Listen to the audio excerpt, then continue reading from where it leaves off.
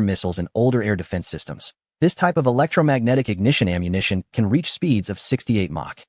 Liu Lang's explanation, along with the demonstration of test firings, brought a second shock to the military research experts present. As experts in the relevant field, they quickly realized Liu Lang's underlying message. This 25-kilogram individual heavy weapon, the Iskari electromagnetic cannon, could completely replace any type of surface-to-air missile in the world today. Take the Patriot missile system as an example. The cost of a single missile is at least $2 million. In contrast, the ammunition for the Iskari electromagnetic cannon, a 22mm non-explosive armor-piercing round, costs only a little over 100 units when accounting for the energy consumption required for launching. Moreover, the Iskari electromagnetic cannon can unlock a rapid-fire mode, and when in station mode with a larger capacity magazine, it can fire 200 rounds in just 2 to 3 seconds, creating a dense barrage in the air.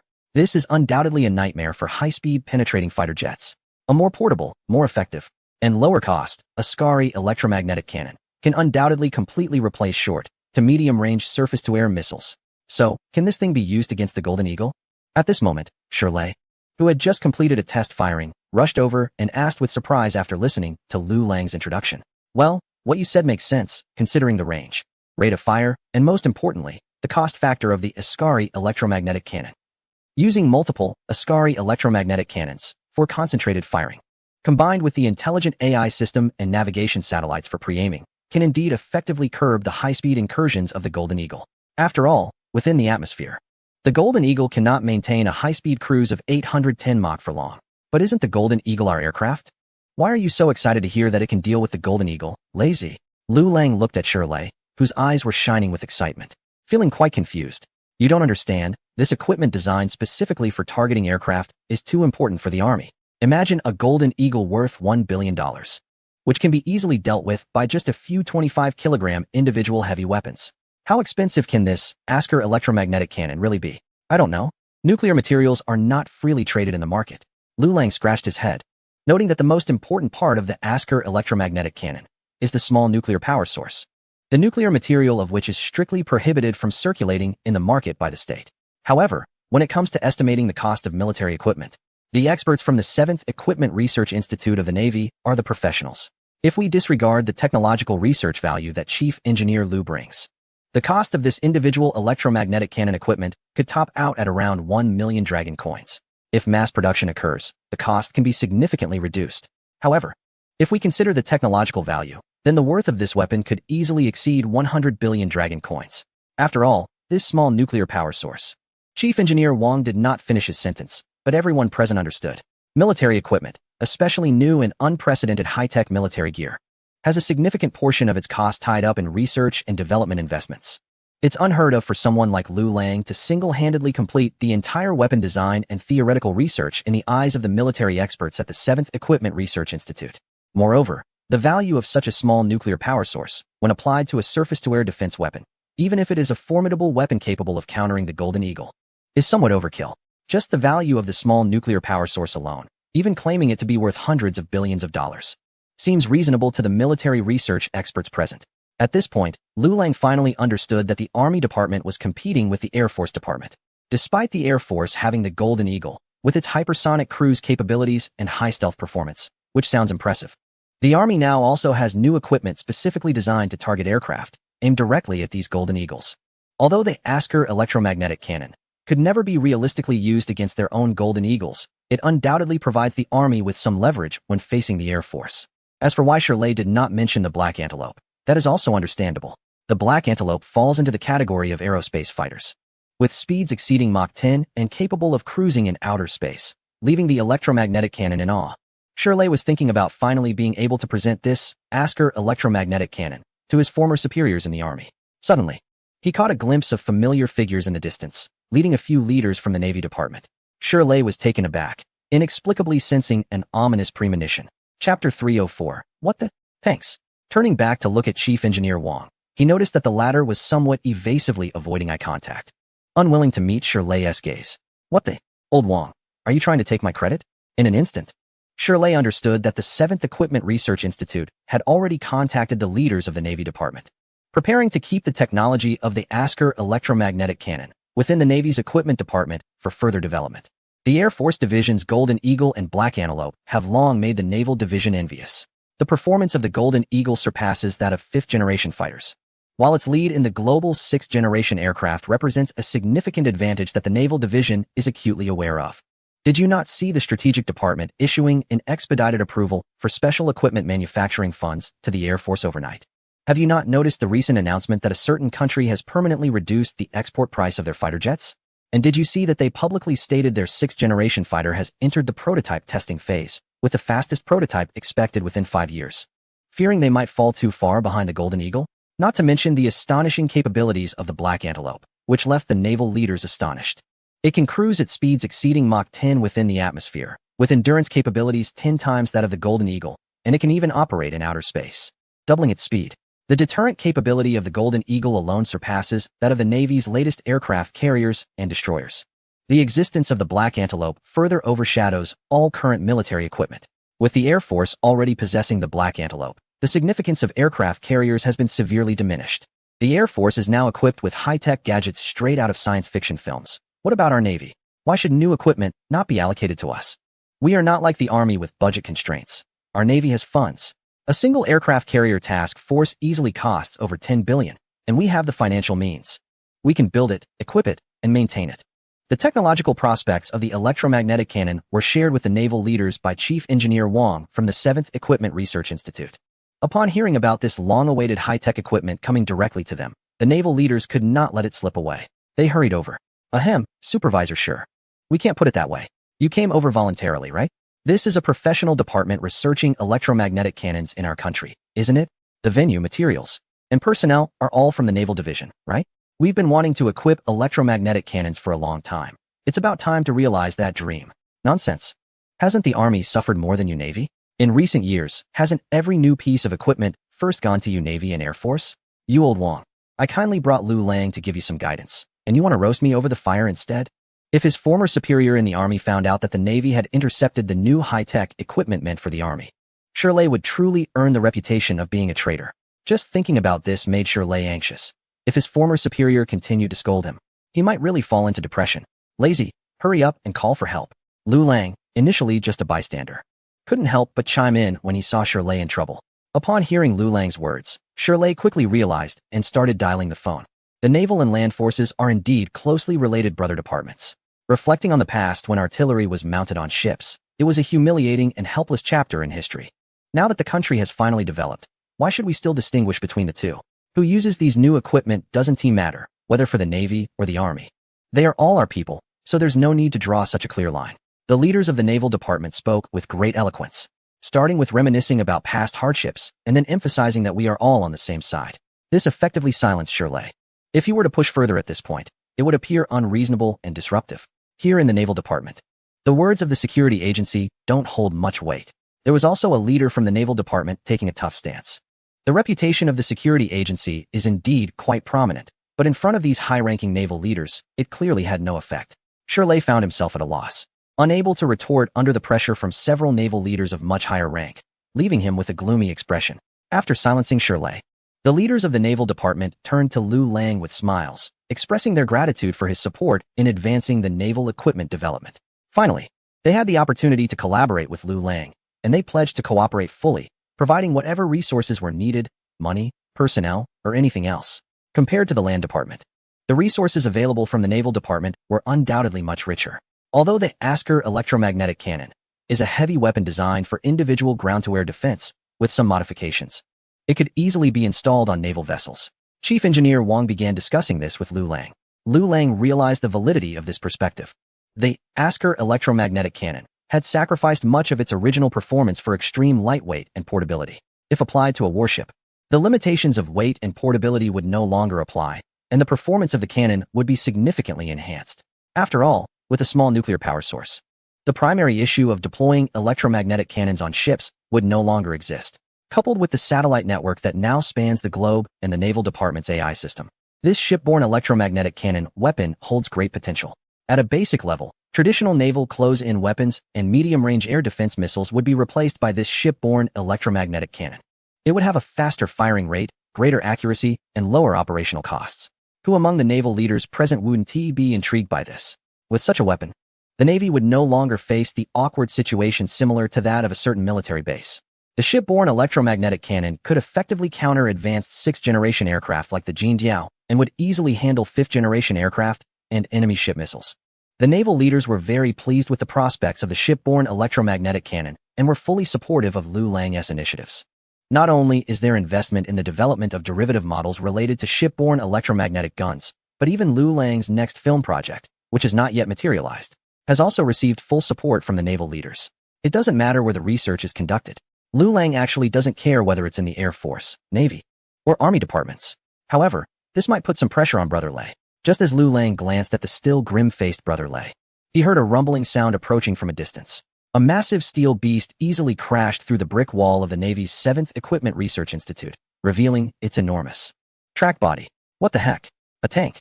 Chapter 305. A simple greeting. Liu Lang watched in shock as 3 military tanks crashed into the wall of the Navy's 7th Equipment Research Institute. The several dozen tons of steel beasts faced little resistance as they broke through the brick structure. The guards responsible for the security of the naval leaders were taken aback, instinctively reaching for their sidearms. But then they felt a wave of dread. Opposite them were 3 fully armed main battle tanks, with several armored vehicles looming behind them. They had only a small pistol each. This wasn't a joke. The leader of the guard group was sweating profusely, contemplating whether to call for reinforcements or to protect the leaders and retreat first. As elite soldiers chosen for the security of high-ranking naval officials, they were undoubtedly among the best. But no matter how elite, they were still just human beings. The fate of the SEAL Team 6 was still fresh in memory. Regardless of whether they were the best of the best or not, they would only meet their end under overwhelming firepower. At this moment, the supervisor from the Security Bureau, Shirley, seemed unusually relaxed. He even had the audacity to raise an eyebrow at the guards, exuding confidence unlike his previous distressed demeanor. As a person with an army background, he immediately recognized that the 3 tanks were the 99A-type main battle tanks, the elite of the Army's armored forces. It wasn't long before reinforcements from the Army arrived, complete with main battle tanks and armored personnel carriers. Clearly, the Army's old leaders were genuinely anxious. Leader, should we retreat first? What if? The head of the guard group approached, drenched in sweat, but saw the naval leaders shaking their heads with grim expressions. Retreat? Retreat where? This is the Navy's territory, and the Army has come here with armored forces. If I retreat, how will the Navy hold its head high in the future? Get me the strategic command. I want the higher-ups to see just how arrogant these old Army guys are right now. Affected by the naval leader's anger, the head of the guard group was even sweatier, nodding repeatedly as he began to contact the strategic command. As the true host, Chief Engineer Wang of the Navy's 7th Equipment Research Institute couldn't help but feel regretful. He never expected the Army's response to be so overwhelming. Is it really necessary to come in with main battle tanks and armored personnel carriers just because a military equipment project was intercepted? If I had known this would happen, Chief Engineer Wang definitely wouldn't have called the leaders of the Naval Department. Yes, the Army is usually a bit disadvantaged in front of the Navy, but that's just some banter between the leaders of 2 departments. As a mere head of a small military research institute under the Naval Department, he wouldn't dare to provoke the big shots of the Army. Moreover, I heard that the big leader of the Army Department is notoriously protective and holds grudges. Chief Engineer Wang is now just hoping to become invisible, wishing that the leaders from both the Naval and Army departments wouldn't notice him. At that moment, the head of the military police responsible for security at the 7th Equipment Research Institute of the Navy rushed over. Leader, we didn't have time to report. We were disarmed by the Army guys outside. They directly rammed the tanks through the walls. We couldn't stop them. Hearing this, Chief Engineer Wang was not surprised at all. If they could command main battle tanks, it was clearly the big leader of the Army leading the charge. And there was no way they could stop that.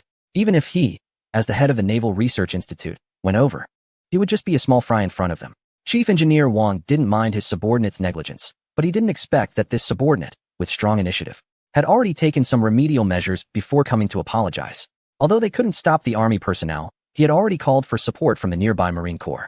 They said to hold on, and they were arranging for all armored units stationed nearby to come over. Leader, this time, we won't let you lose face in front of those Army troops. Listening to the remedial actions mentioned by his subordinate, Chief Engineer Wang felt a surge of panic, his breath quickening, and his mind felt a bit suffocated. Goodness, he wished he could disappear on the spot, hide in a crack in the ground, and avoid the attention of the leaders from both departments. But unexpectedly, his subordinate had made such a big commotion. Wasn't this going to put him on the hot seat? Who told you to contact the Marine Corps? Look at how you've drawn attention to yourself.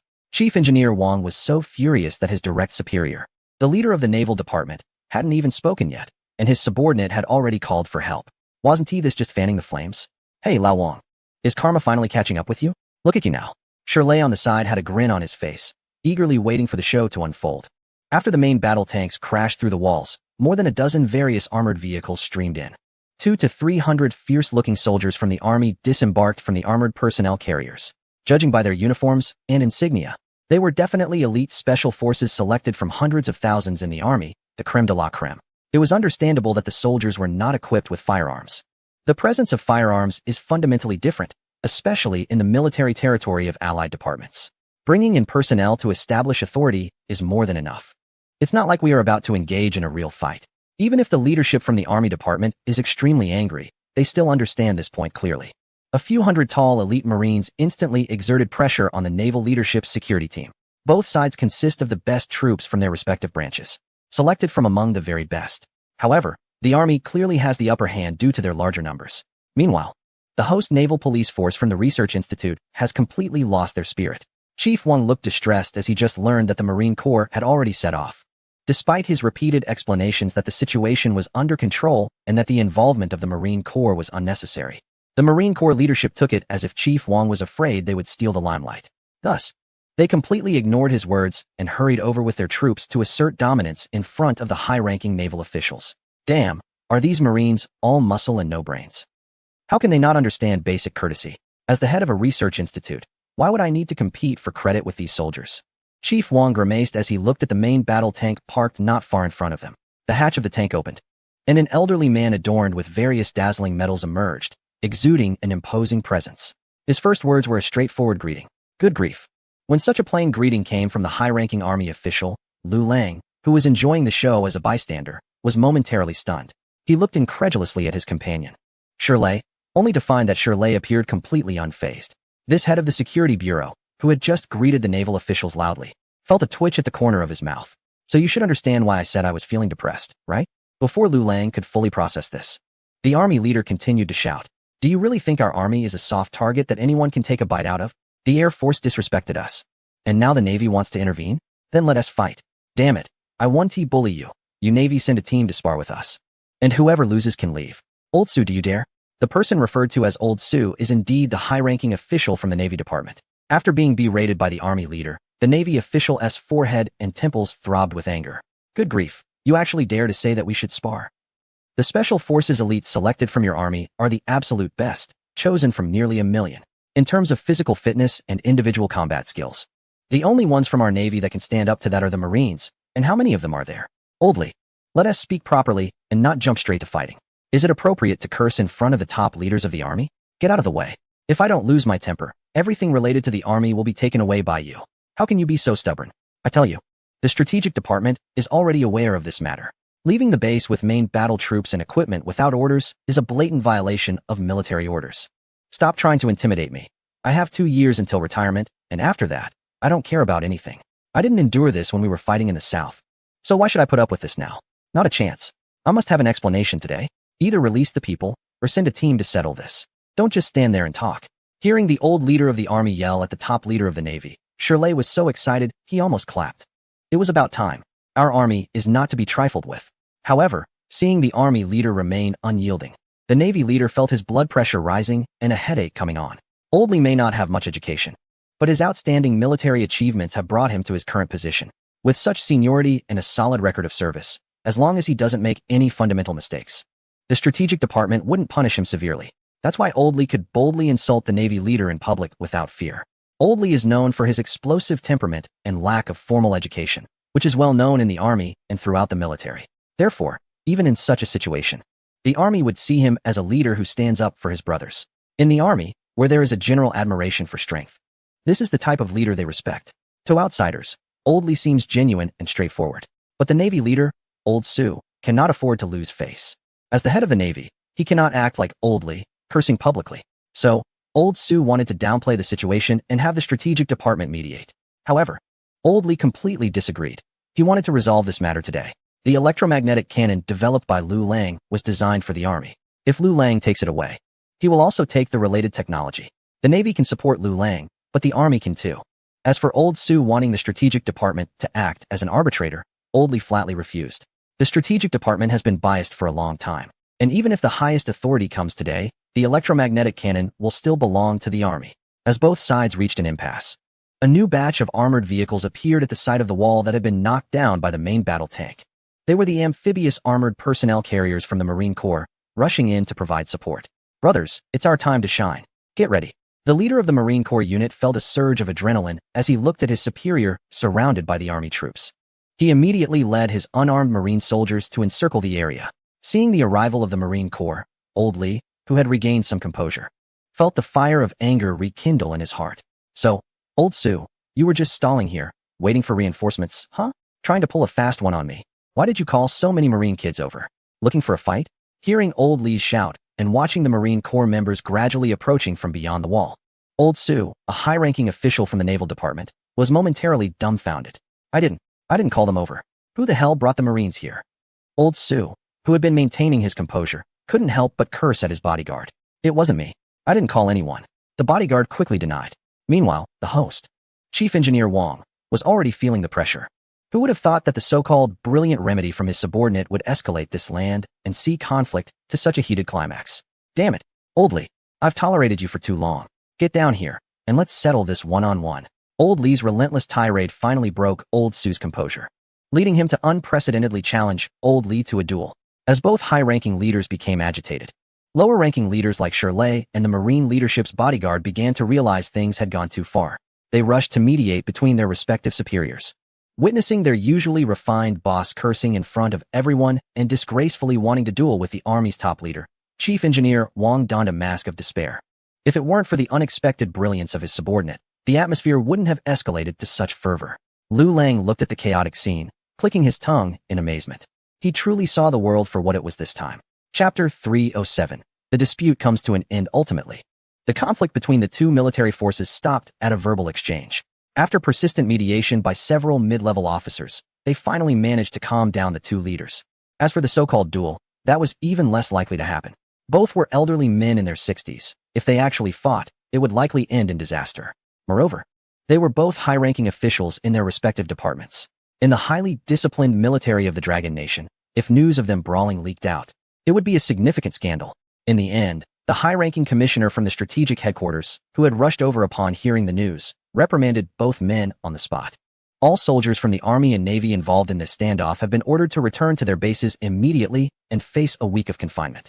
Officers are required to write self-reflections, especially those at the mid-level and above from the two departments involved. These penalties seem rather mild, akin to a slap on the wrist. After high-level officials from the Strategic Authority investigated the incident, they realized it stemmed from issues related to military equipment upgrades. The Strategic Authority has always felt somewhat indebted to the Army sector. Despite the country's economic prosperity and expansion in recent years, there are still many areas requiring funding. Take the recent New Energy Initiative as an example. This nationwide project to transition from coal-fired to nuclear power is crucial for the future energy lifeline of the country. It affects thousands of power plants and millions of workers in related fields, as well as broader livelihood energy reform projects.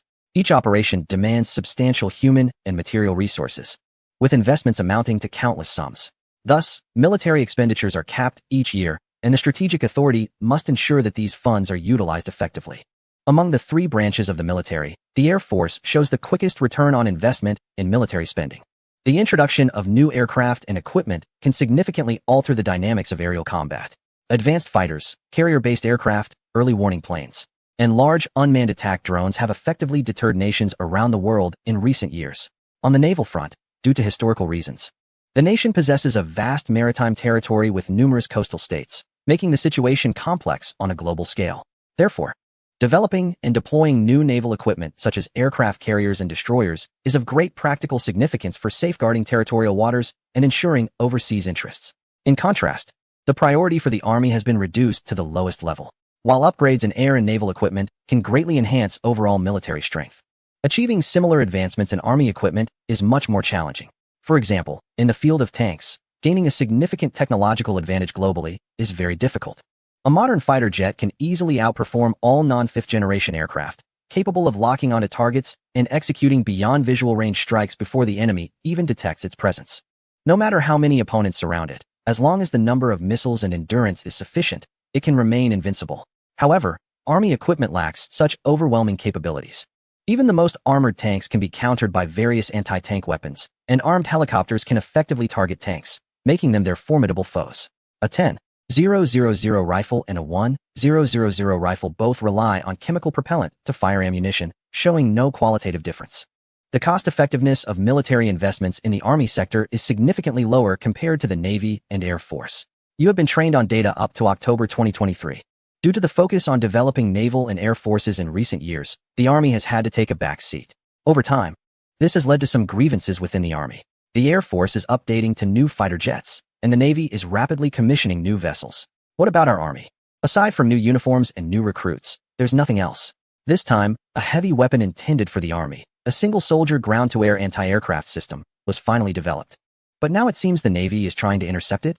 Is there any justice left? In front of senior officials from the Strategic Agency, Old Lee raised his voice without hesitation. The Navy's senior leader, Old Sue, who felt somewhat guilty, rubbed his nose and did not rebut. All right, it's just a piece of new equipment. There's no need to argue heatedly. Since Old Lee insists, let the Army equip it first. The Navy won't miss just one new piece of equipment. The senior official from the Strategic Agency tried to mediate. What do you mean I insist? This equipment originally belongs to our Army.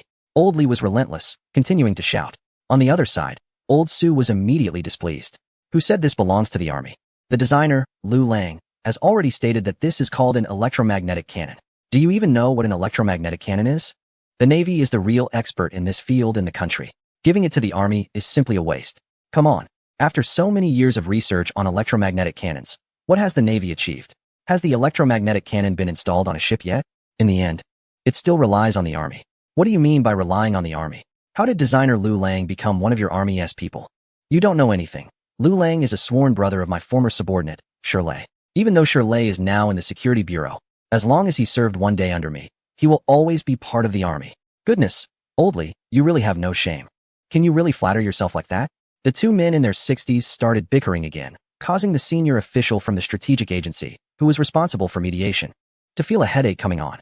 However, from their argument, he did pick up some key information. For instance, the electromagnetic cannon-related project being contested by the Navy and Army is actually associated with military research achievements related to Liu Lang. While the meeting room was still bustling with noise, Liu Lang, who had been outside eavesdropping, was surprised to find himself in the spotlight. Lazy. When did we become sworn brothers? Shirley, who was asked, suddenly felt embarrassed. He certainly wouldn't admit this was just a boast he made to his former superior. Ahem, they are coming out. As soon as he saw the meeting room door open, Shirley quickly changed the subject. After the mediation of a senior commissioner from the Strategic General Office, the leaders of the Land and Naval Departments finally reached a barely acceptable agreement on the electromagnetic cannon weapon project. The results of the project will be shared by both parties, but the Land Department will have priority in adaptation and equipment. Additionally, for the subsequent improvements to naval equipment models related to the electromagnetic cannon project, the Naval Department will have to fund it themselves. Chapter 308. Facing elimination again after resolving the core issue of benefits distribution for the new equipment. The senior commissioner from the Strategic General Office also imposed penalties on the irrational behavior of the two high-ranking leaders from the Land and Naval Departments. Old Lee from the Land Department was fined to write a 10,000-word reflection paper, and in the future, he would also have to personally go to the Strategic General Office to explain the situation. A 10,000-word reflection is quite a challenge for Old Lee, who is not particularly educated. After some bargaining, the reflection was finally reduced to 3,000 words, but the condition was that it must be completed within a month, and he must write it himself and read it aloud later. As for Old Sue from the Naval Department, he was fined to issue a public apology to the Land Department. For someone like Old Sue, who values face, this was no easier than writing a 10,000-word reflection. In the end, he had no choice but to grit his teeth and apologize. This incident involving both military departments finally came to a close. Both individuals are prominent figures in their respective fields, and both sides showed restraint during the incident, with no personnel injuries reported. Therefore, the severity of the penalties was understandable.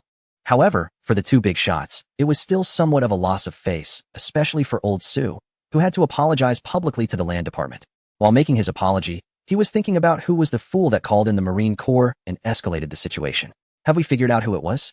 Who called in the Marine Corps? Leader, we have checked. It should be from the 7th Equipment Research Institute. Very well. Bring them all to the Marine Corps for a week of intensive training. They need to work on their physical fitness.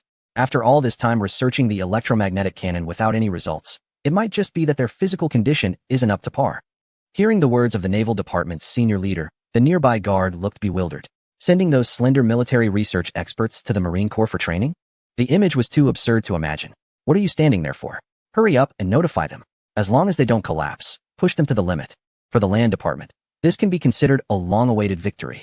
Next time, if other brother departments want to intercept the land department's new equipment resources, they will have to think carefully about whether they can handle old Lee's unreasonable combination of punches. Little Lou, don't feel constrained when you come to the land department.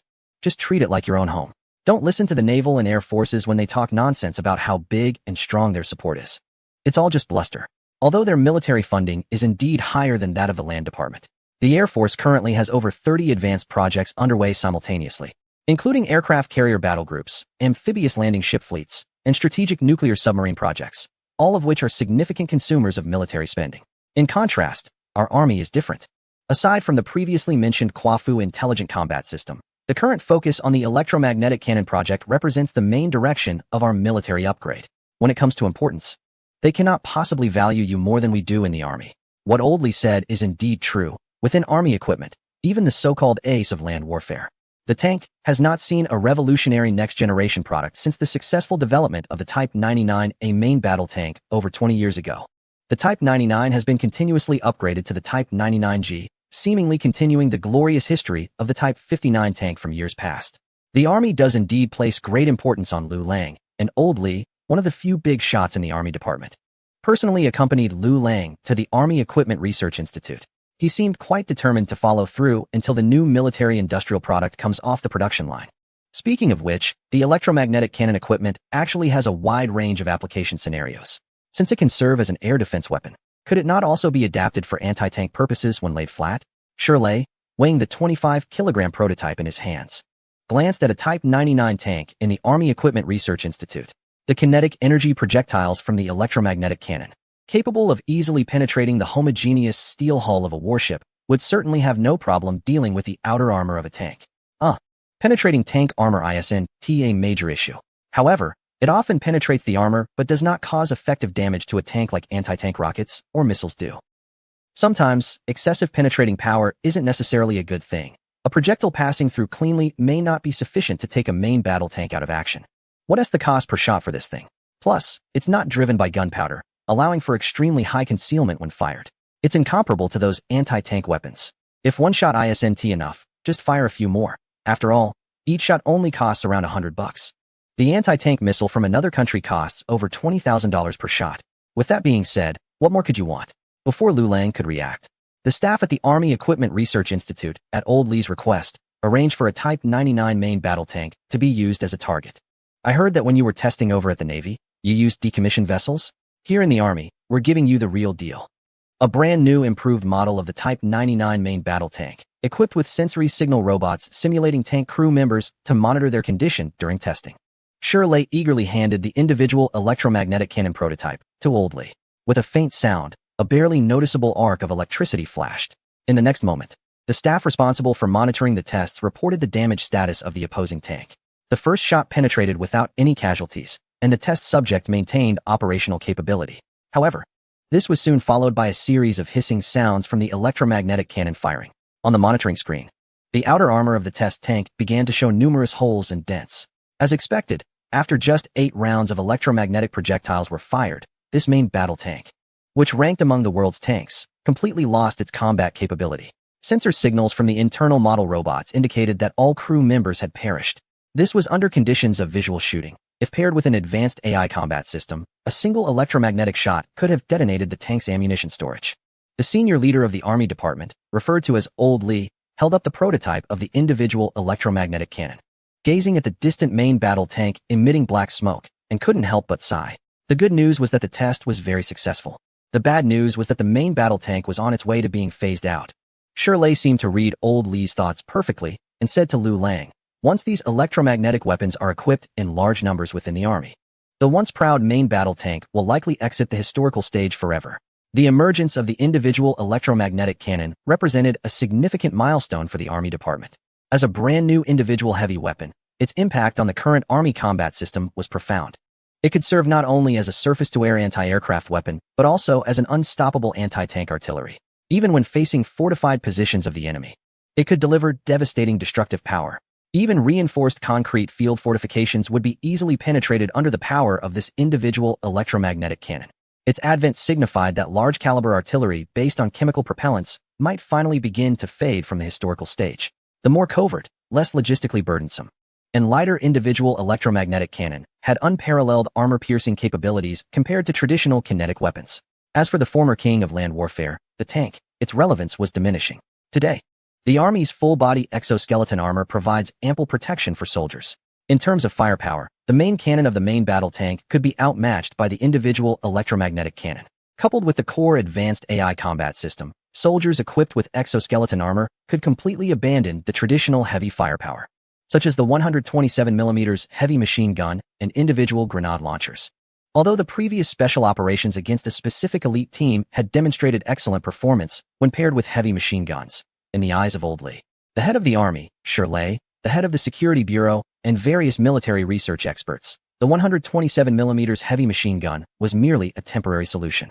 The latest individual combat systems that truly deserve to be matched with their army are high-end equipment like individual electromagnetic cannons. During the period of resistance against aggression, the Army was already using heavy firepower such as 127mm caliber machine guns. These heavy machine guns were also used during the self-defense counterattack against an adversary. Fast forward to today, decades later, and the Army has adopted intelligent AI combat systems, yet it still relies on the firepower of the 127mm heavy machine guns. What started as a treasured asset has gradually turned into something they are forced to use, and now has become something they look down upon. It's high time for a change. Every year, the recruitment advertisement showcases the Navy's new warships and the Air Force's impressive new aircraft, constantly presenting new variations. However, on the Army's side, it's still all about large-caliber artillery, armored tanks, and the resolute gazes of special forces, the same old trio. The soldiers today are hardly different from those 10 years ago, at most. They have upgraded camouflage paint on their faces, and the camouflage uniforms are made from more breathable fabric. If this continues, they will inevitably fall behind the Navy and Air Force. In the new century, the Army must have a fresh outlook. Relying solely on morale while still using outdated equipment is simply not feasible. The emergence of individual electromagnetic cannons perfectly meets the Army's requirements for new equipment. It must be powerful enough and sufficiently impressive to showcase externally, providing a significant boost to their image. Thus, the individual electromagnetic cannon undoubtedly becomes the newest and most advanced main product in the Army's equipment system. Not only main battle tanks and surface-to-air missiles, but more than half of the heavy firepower in the Army's equipment system will likely be replaced by this individual electromagnetic cannon.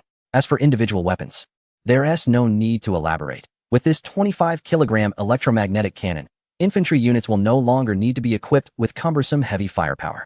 In the future, the combat effectiveness of our Army's units will be unprecedentedly enhanced. At that point, one Army unit might not only handle a single enemy squad, but could likely take on a whole company. Shirley's eyes sparkled with excitement as he spoke about our Army, completely ignoring his position as the head of security. Next to him, Army leader Lao Li also wore a joyful expression, the long-standing perception of a powerful Navy, a strong Air Force, and a poor Army was finally beginning to change. However, after a while, Lao Li seemed to recall something unpleasant, and the joy on his face gradually faded. He shot a glare at Shirley, leaving Shirley looking innocent. The technology is indeed impressive, but after a while, this electromagnetic cannon technology will have to be shared with the Navy. Why, knowing it's a good asset, must it be taken to the Navy?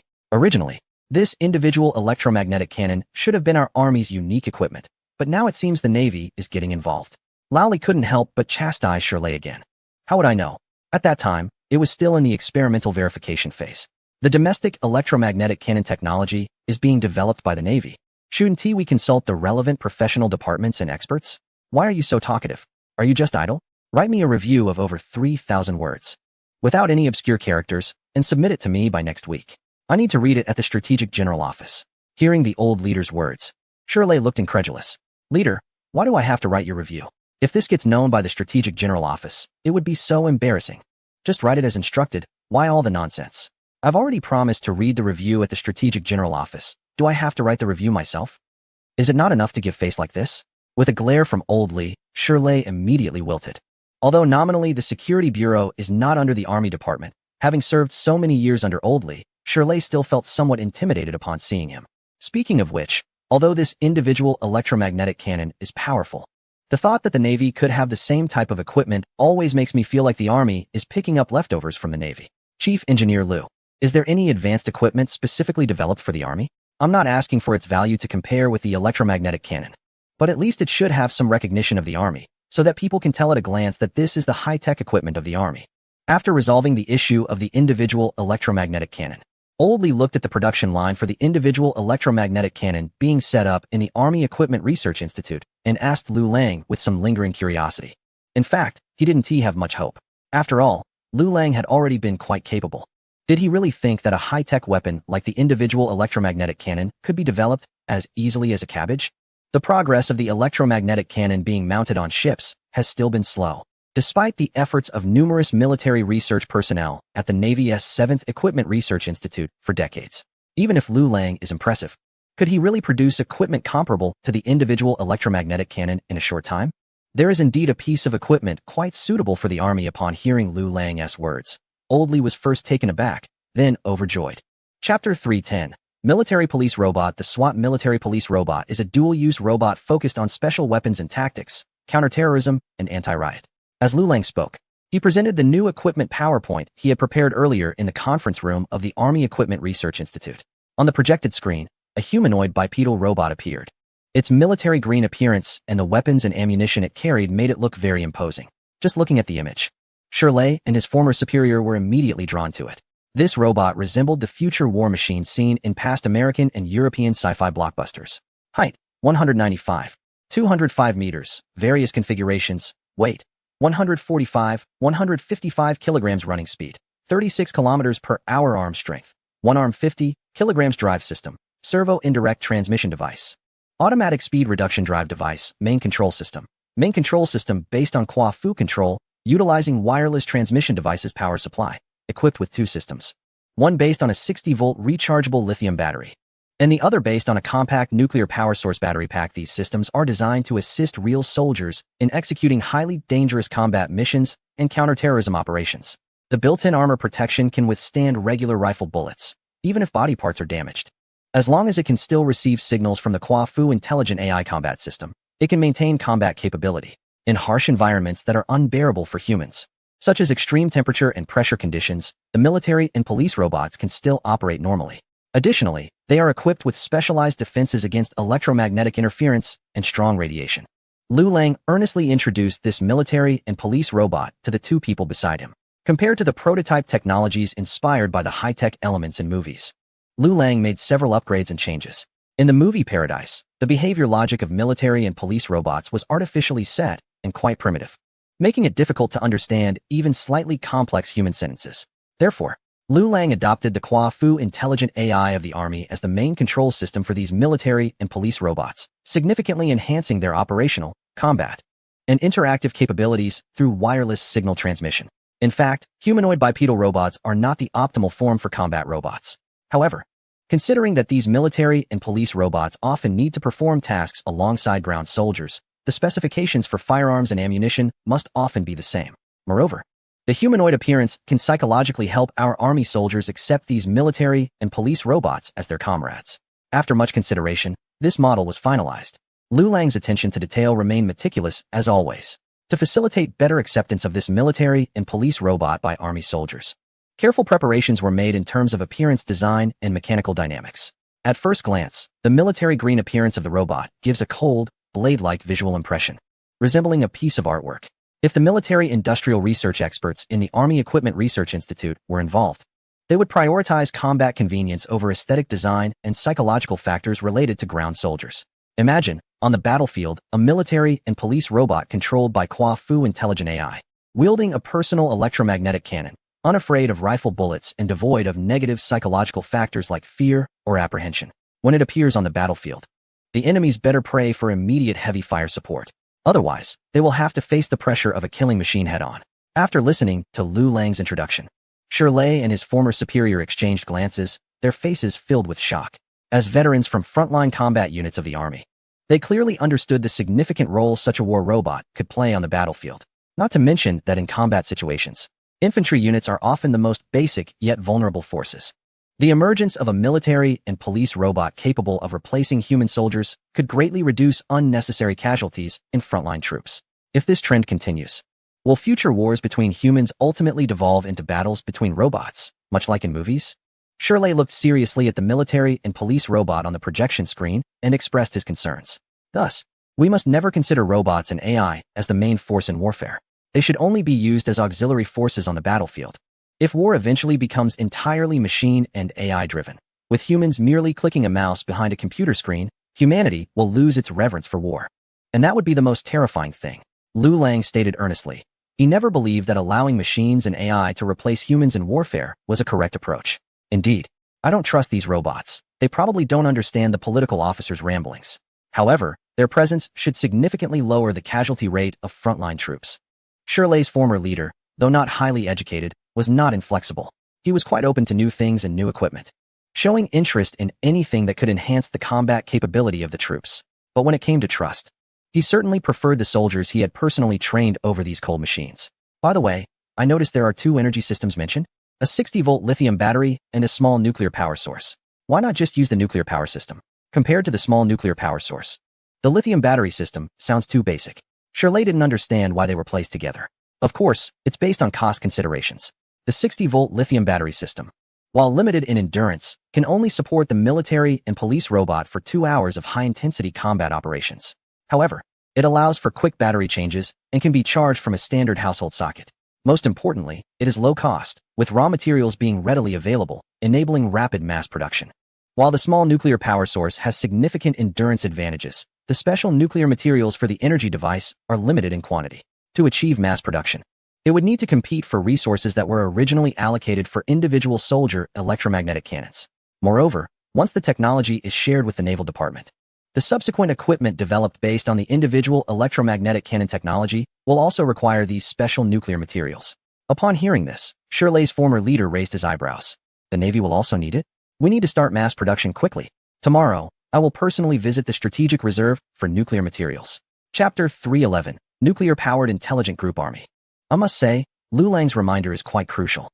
The relevant technology of the individual electromagnetic cannon, under the mediation of the Strategic General Office, will be shared by both the Navy and the Army. This is a decision made by the Strategic General Office. Even if the Army is reluctant, there is nothing they can do to change this fact. The small nuclear power source device, as the core of the individual electromagnetic cannon, will certainly need to be applied on a large scale in the future.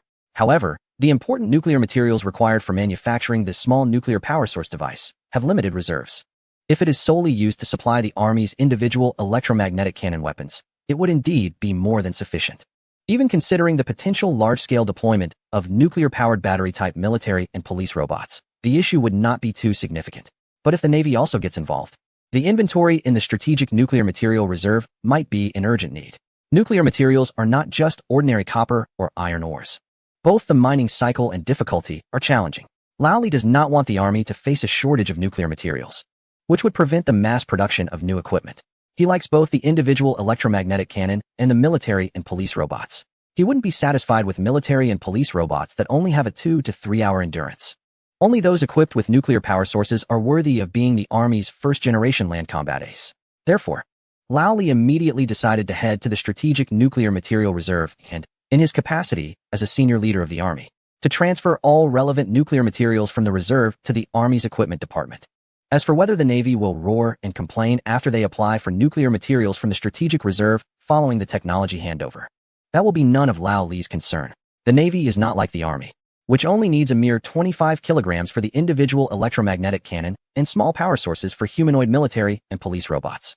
Once the electromagnetic cannon technology is deployed on ships, the related close-in weapons, ship-to-air, and ship-to-ship electromagnetic cannon systems are all massive, weighing several tons or even dozens of tons. The amount of nuclear materials they require is astonishing. But Lowley doesn't care about how the Navy will handle it later. Is it something for the senior leaders of the Army to consider? Lowley would be quite pleased to find an opportunity to take advantage of them.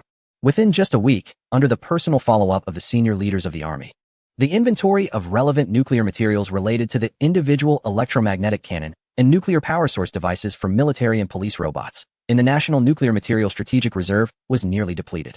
Before this type of nuclear material had hardly attracted any attention. Aside from occasional requests from research institutions for experimental purposes, there was no demand for large quantities. Therefore, Lowley's application was easily approved. After all, he is a senior leader in the Army. As for the research experiments in the Army sector that required dozens of tons of relevant nuclear materials, the person in charge of the National Nuclear Material Strategic Reserve did not inquire further. After all, it cannot possibly be for building nuclear weapons, right? What? The first phase plans to produce 10,000 sets? Hearing this number, which had gone through the Army Staff Headquarters, the Equipment Research Institute, and extensive discussions among many mid to high-level officers and leaders, Liu Lang was somewhat astonished. Based on the configuration where one small nuclear power source device can match one military police robot, and one infantry squad is equipped with 1 or 2 military police robots, this 10,000 sets could at least equip 2 or 3 group armies. After all, the number of soldiers truly belonging to infantry units within a group army is not that large. This is no longer a pilot experiment. It's approaching full-scale deployment. In fact, it is 10,000 sets each of individual electromagnetic cannons and military police robots. We plan to set aside the existing combat organization system and establish a brand new land combat system centered around the intelligent AI of the Kwafu battlefield. With individual electromagnetic cannons as the main heavy firepower and military police robots as important support equipment, an intelligent nuclear-powered group army will consist of approximately 40,000 personnel, composed of 6 specialized brigades: Special Operations Brigade, Artillery Brigade, Land Aviation Brigade, Air Defense Brigade, Engineer Brigade, and Logistics Support Brigade. The Special Operations Brigade is the top priority, with each subordinate infantry squad equipped with the most advanced intelligent equipment of the Army. Each infantry squad will be equipped with 3 military police robots, responsible for carrying equipment and ammunition, providing battlefield fire support, and undertaking critical battlefield assault tasks when necessary. Additionally, each squad will have 1 military police robot as a backup. The individual electromagnetic cannon will also be the core firepower equipment of the Special Operations Brigade, integrating functions such as air defense, battlefield fortification assault, anti-tank operations, and heavy fire suppression. Moreover, aside from the Special Operations Brigade, Air Defense Brigade, Engineer Brigade, and a series of coordinated combat units, vehicles powered by those small nuclear power source devices will also be equipped. We will build an unprecedented nuclear-powered intelligent force. This special unit, which does not require fuel supplies and has extremely low demands for heavy weaponry and ammunition, will achieve unexpected results on the modern battlefield. The Army staff responsible for the explanation painted an unprecedented grand blueprint for the Army to Liu Lang. This completely revolutionary nuclear-powered intelligent group army, once it appears, will undoubtedly give countries around the world a shock comparable to that of the past military operations in the desert. Just a mere experimental battalion or experimental synthetic brigade is far too trivial. If we are to do it, let us do it big, when the time comes for war. Regardless of how advanced the Air Force's Golden Eagle or Black Antelope is, or how powerful the Navy's intelligent vessels are, the final battlefield will still depend on our Army to conclude. This new type of group army, I wanted to deliver a significant shock to the world. The senior leader of the Army Department, Lao Li, was beaming with enthusiasm. The Air Force had advanced aircraft, and just the sight of them sent shockwaves through nations, demonstrating immense deterrence. The Navy had also acquired advanced aircraft carriers equipped with electromagnetic catapult technology, acknowledged globally as having the second strongest carrier battle group. The new vessels, upgraded with smart technology, were being commissioned one after another, and it was only a matter of time before they surpassed their counterparts. Seeing the brother departments excel, Lao Li couldn't help but feel envious as the leader of the Army Department. If possible, he wished for the Army to shine just as brightly on the world stage. This nuclear-powered, intelligent group army gave Lao Li hope. After the conflict in Korea, many had ceased to recognize the title of the world's strongest army, which had been held for so many years. He was determined to make a lasting impression before retirement. Chapter 312. We are the world's strongest army. The old man was nearing retirement, and this matter had been brought up by Shirley to Liu Lang before. Over the years, apart from his early service during the conflict with Vietnam, Lao Li had witnessed the country focusing on economic development after the war, leading to drastic cuts in military budgets across all branches, Army, Navy, and Air Force alike. The military had been in such dire straits that they had to rely on commercial activities to maintain necessary expenditures. It wasn't until the Desert Storm operation decades ago that the domestic landscape began to awaken to the need for modern military equipment. After years of perseverance, Lao Li finally saw a glimmer of hope for the development of Army military equipment. However, due to the well-known issues regarding military budget efficiency, the Army received far fewer allocations compared to the Navy and Air Force. Watching the new equipment frequently appearing in the Navy and Air Force, Lao Li felt a pang of discomfort seeing the Army, which he had dedicated his life to, now ranked at the bottom among the 3 branches. This is why he cared so much about the individual electromagnetic cannon technology and confronted the Navy so assertively. He could never forget the instructor's words when he enlisted. "We are the world's strongest army." The proposal of 10,000 nuclear power sources and 10,000 individual electromagnetic cannons was considered the best plan by the Army Department. However, when taking into account their vision for a complete nuclear-powered intelligent group army, the amount of nuclear materials retrieved from the National Strategic Reserve was still slightly insufficient. Yet, Lowley was quite optimistic about this. They could make do for now. The Army wasn't greedy. After all, even if the Navy acquired the technology, they might lack the materials for mass production to turn that technology into equipment. Just thinking about it made him quite pleased. After hearing Lao Li's unabashed gloating, Lu Lang felt a bit stunned. This was completely unfiltered. However, he couldn't shake the feeling that their nuclear-powered intelligent group army still seemed to be lacking something. At that moment, Shirley couldn't help but chime in. Lacking what? Where's the deficiency? Lao Li's initially smiling eyes widened as he glared back.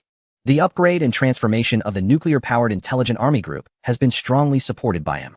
In Lao Li's eyes, this intelligent army structure is like the golden eagle in the Air Force's view, or the black antelope in the Navy's perspective. It resembles an aircraft carrier equipped with electromagnetic catapults. These are precious assets that cannot tolerate arbitrary criticism from others. Lazy, calm down. A nuclear-powered intelligent army group like this. Forget the army group for a moment. Even a basic infantry squad is equipped with the most advanced Qua-Fu intelligent battlefield AI system, along with individual electromagnetic cannons, military police robots, and various support systems such as night owl reconnaissance drones and a constellation of military satellites overhead. It's no exaggeration to say that just this infantry squad could easily take down a tank platoon with 3 tanks and accompanying infantry, if they strike first. Defeating an entire tank company is also possible. Upon hearing Lu Lang's words, the surrounding army staff and frontline combatants nodded in agreement. If the new-style troops back on the island were considered nuclear-powered intelligent level 10, then the current units equipped with individual electromagnetic cannons and military police robots could be classified as nuclear-powered intelligent level 30.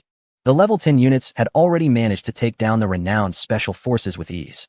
Now, with the level 30 capabilities, the army staff and frontline personnel disdained to compare themselves with any so-called world's strongest special forces. Only the enemy's mechanized forces, especially when they have a numerical advantage, qualify as opponents for level 30. Otherwise, it would feel like using a sledgehammer to crack a nut. I'm not nitpicking. I'm just sharing my opinion as a former frontline commander of the Army Special Forces. I think the equipment of the Army Aviation Brigade still lacks a bit. Of course, I'm not saying the Wuji 10 is bad, but in terms of performance, it does fall short compared to certain advanced helicopters.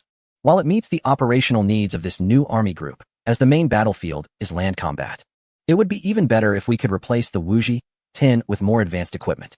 After all, just look at the individual electromagnetic cannons, military police robots, and Qua-Fu battlefield AI system. Any one of them could easily overpower the enemy's equipment.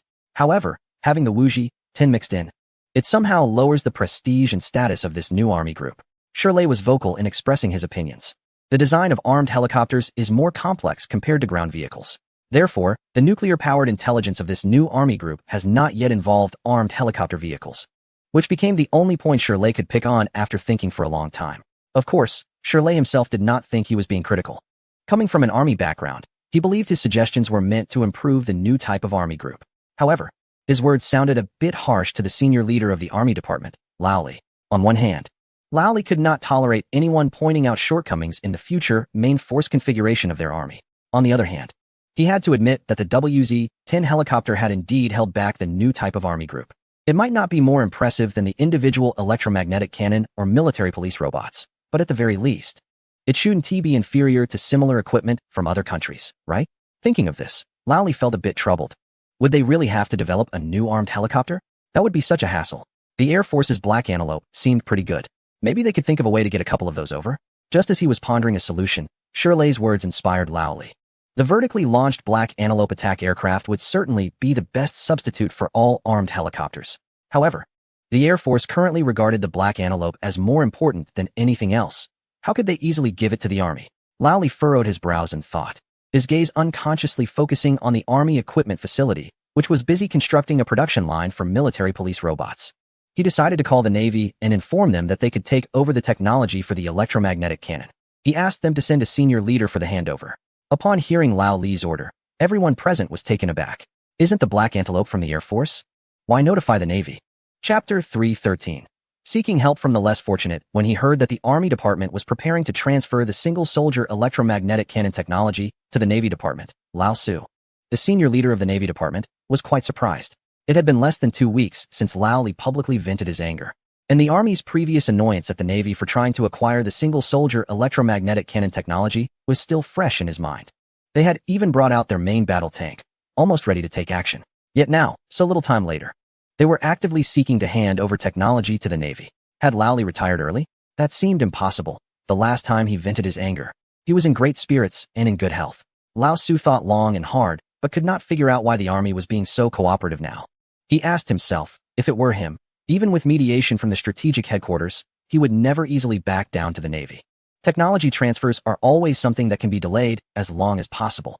Besides, Lao Li was currently in charge of the Army Department, and he was not someone easy to deal with. Convinced that something was amiss, Lao Su decided to personally lead a team to the Army Department for the technology transfer. Upon arriving at the Army Department, he did not see Lao Li himself, which relieved Lao Su. After all, Lao Li had been so audacious to publicly vent his anger on their territory. If they were to meet again on the Army's turf, who knew how much worse the insults could be? The handover of the individual electromagnetic cannon technology went extremely smoothly. So much so that Lao Su found it hard to believe. While waiting for the technical handover, he pondered what was really going on. The handover took place at the Army Equipment Research Institute, and just as Lao Su was deep in thought, he was distracted by some commotion coming from another area of the institute. Over 100 military heavy trucks were parked outside several vacant factory buildings, waiting to unload their cargo, judging by the goods loaded on the trucks. It seemed to be a new type of production line facility for some equipment related to the Army. Curious, Lao Su quickly instructed his subordinates to find out what was happening. To his surprise, he learned that this was a new production line for a military robot project. The confidentiality level of this project was not high. Everyone at the Army Equipment Research Institute was aware of it, and there was no intention to keep it a secret from them. Hearing this, Lao Su's heart sank. The smoothness of the technology handover was apparently because the Army had acquired new equipment. He couldn't help but wonder if this new development was more advanced than the individual electromagnetic cannon technology. The more he thought about it, the more uneasy he felt. The initial joy he felt over the successful handover vanished in an instant. This military robot project might be more promising than the electromagnetic cannon technology. Otherwise, how could someone as stingy as Lao Li be so agreeable? The thought that the Army had something new that the Navy didn't have left Lao Su feeling quite uncomfortable. However, he quickly reminded himself that the Army Equipment Research Institute had limited capabilities. Over the years, aside from producing some technological achievements in main battle tanks and artillery, their overall strength and research investment were inferior to those of the Navy Equipment Research Institute. What kind of military robots could they possibly develop? With these questions in mind, Lao Su left the Army Equipment Research Institute. The individual electromagnetic cannon technology had addressed a series of challenges and pain points related to mounting electromagnetic cannons on ships. The naval vessels equipped with this technology would significantly enhance the combat capabilities of the Navy. Therefore, as a senior leader in the Naval Department, Lao Su personally oversaw the electromagnetic cannon ship-mounted project. However, just 2 days after the project officially commenced, naval defense research experts encountered a tricky problem. Leader, we are running low on raw materials. Running low? Just go procure more.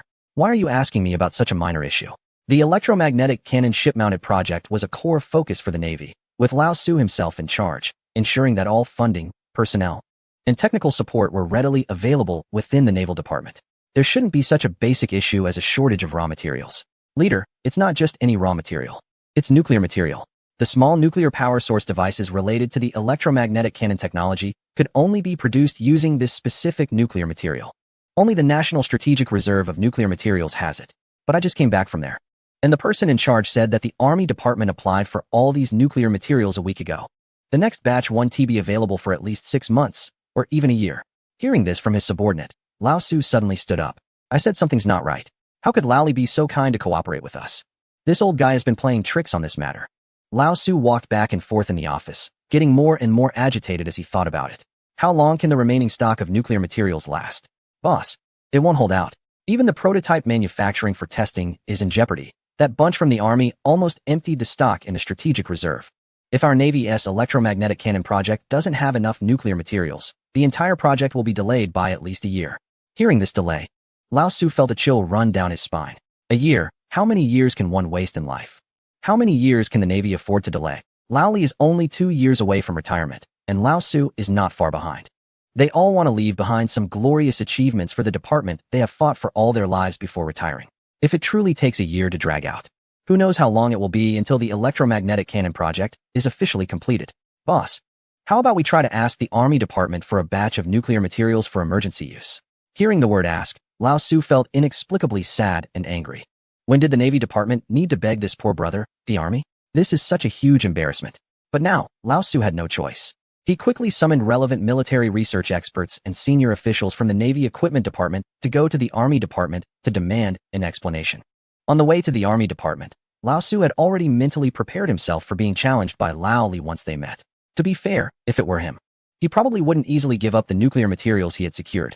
To the Army Department, these nuclear materials are equivalent to the production of high-tech advanced equipment like individual electromagnetic cannons. How could they easily let them go? However, when he arrived at the Army Department, he found that things were even more complicated than he had imagined. Chapter 314. We are all brothers. What? You don't have the nuclear materials for manufacturing small nuclear power sources? Oh, I thought it was a big deal. We can just give you some later. After all, the Army and Navy are brother units. When a brother asks for help, how could we refuse? Hearing these words from Lao Li, Lao Su, the top leader of the Navy Department, almost thought he was hallucinating. For a moment, he almost believed that the person in front of him was not Lao Li, but some unknown twin brother of Lao Li. This is unbelievable. If it really were Lao Li, could he be so easy to talk to? Originally filled with anger and ready to question, Lao Su was momentarily thrown off by Lao Li's words and simmered down. Old Su, we've known each other for a long time, so the matter of nuclear materials is just a small issue. Oh, by the way, our Army has recently developed a new piece of equipment, a military police robot. You know me, I'm just a rough guy, and there are so many complexities in military technology. You are well-read and cultured. Are you interested in learning more and helping me get a better understanding? Listening to Old Li, Old Su became increasingly puzzled about what the other party was up to. Military police robots? With the meager annual R&D budget from the Army's equipment department, could they really manage to develop such advanced military robots? Deep down, Old Su didn't believe it, but he was indeed very curious. So, under Old Li's guidance, he went to observe the newly established production line for military police robots that had just begun operations. When he saw the 2-meter-tall, futuristic-looking military robots that seemed to have walked straight out of a sci-fi movie, Old Su remained calm on the outside. But the shock he felt inside was something only he knew. They looked impressive. Was this a mind-clearing robot? Or something else? Surely it couldn't actually fight on the battlefield like in the movies, right? What are you talking about, Old Su? A mind-clearing robot? That kind of low-end gadget isn't something I'd bother introducing to you. This is a battlefield military robot equipped with a small nuclear power source. Its maximum running speed is 36 kilometers per hour, and it has a single-arm strength of 50 kilograms. Its outer shell has been armored to withstand rifle and small-caliber sniper ammunition. Combined with our Army's advanced battlefield AI system and individual electromagnetic cannon weapons, this thing is a massive killing machine on the battlefield. Old Li seemed to have been waiting for Old Su's questions. Once he started talking, he couldn't stop, providing a thorough introduction. He had memorized the presentation provided by Lu Lang so well that he was much more focused on it than on that 3,000 word reflection paper. Not only did he give a verbal introduction, but to leave a deeper impression on Old Su, Old Li also arranged an exercise demonstration for the intelligent nuclear-powered infantry squad.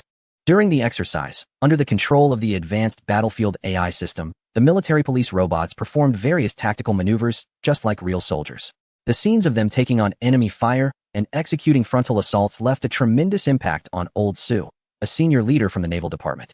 What is this? How did this poor Army manage to use such advanced equipment? After watching the live demonstration of the military police robots, it was impossible for Old Su not to be moved. Although this was based on the Army's infantry squad equipment, the Navy also had its Marine Corps.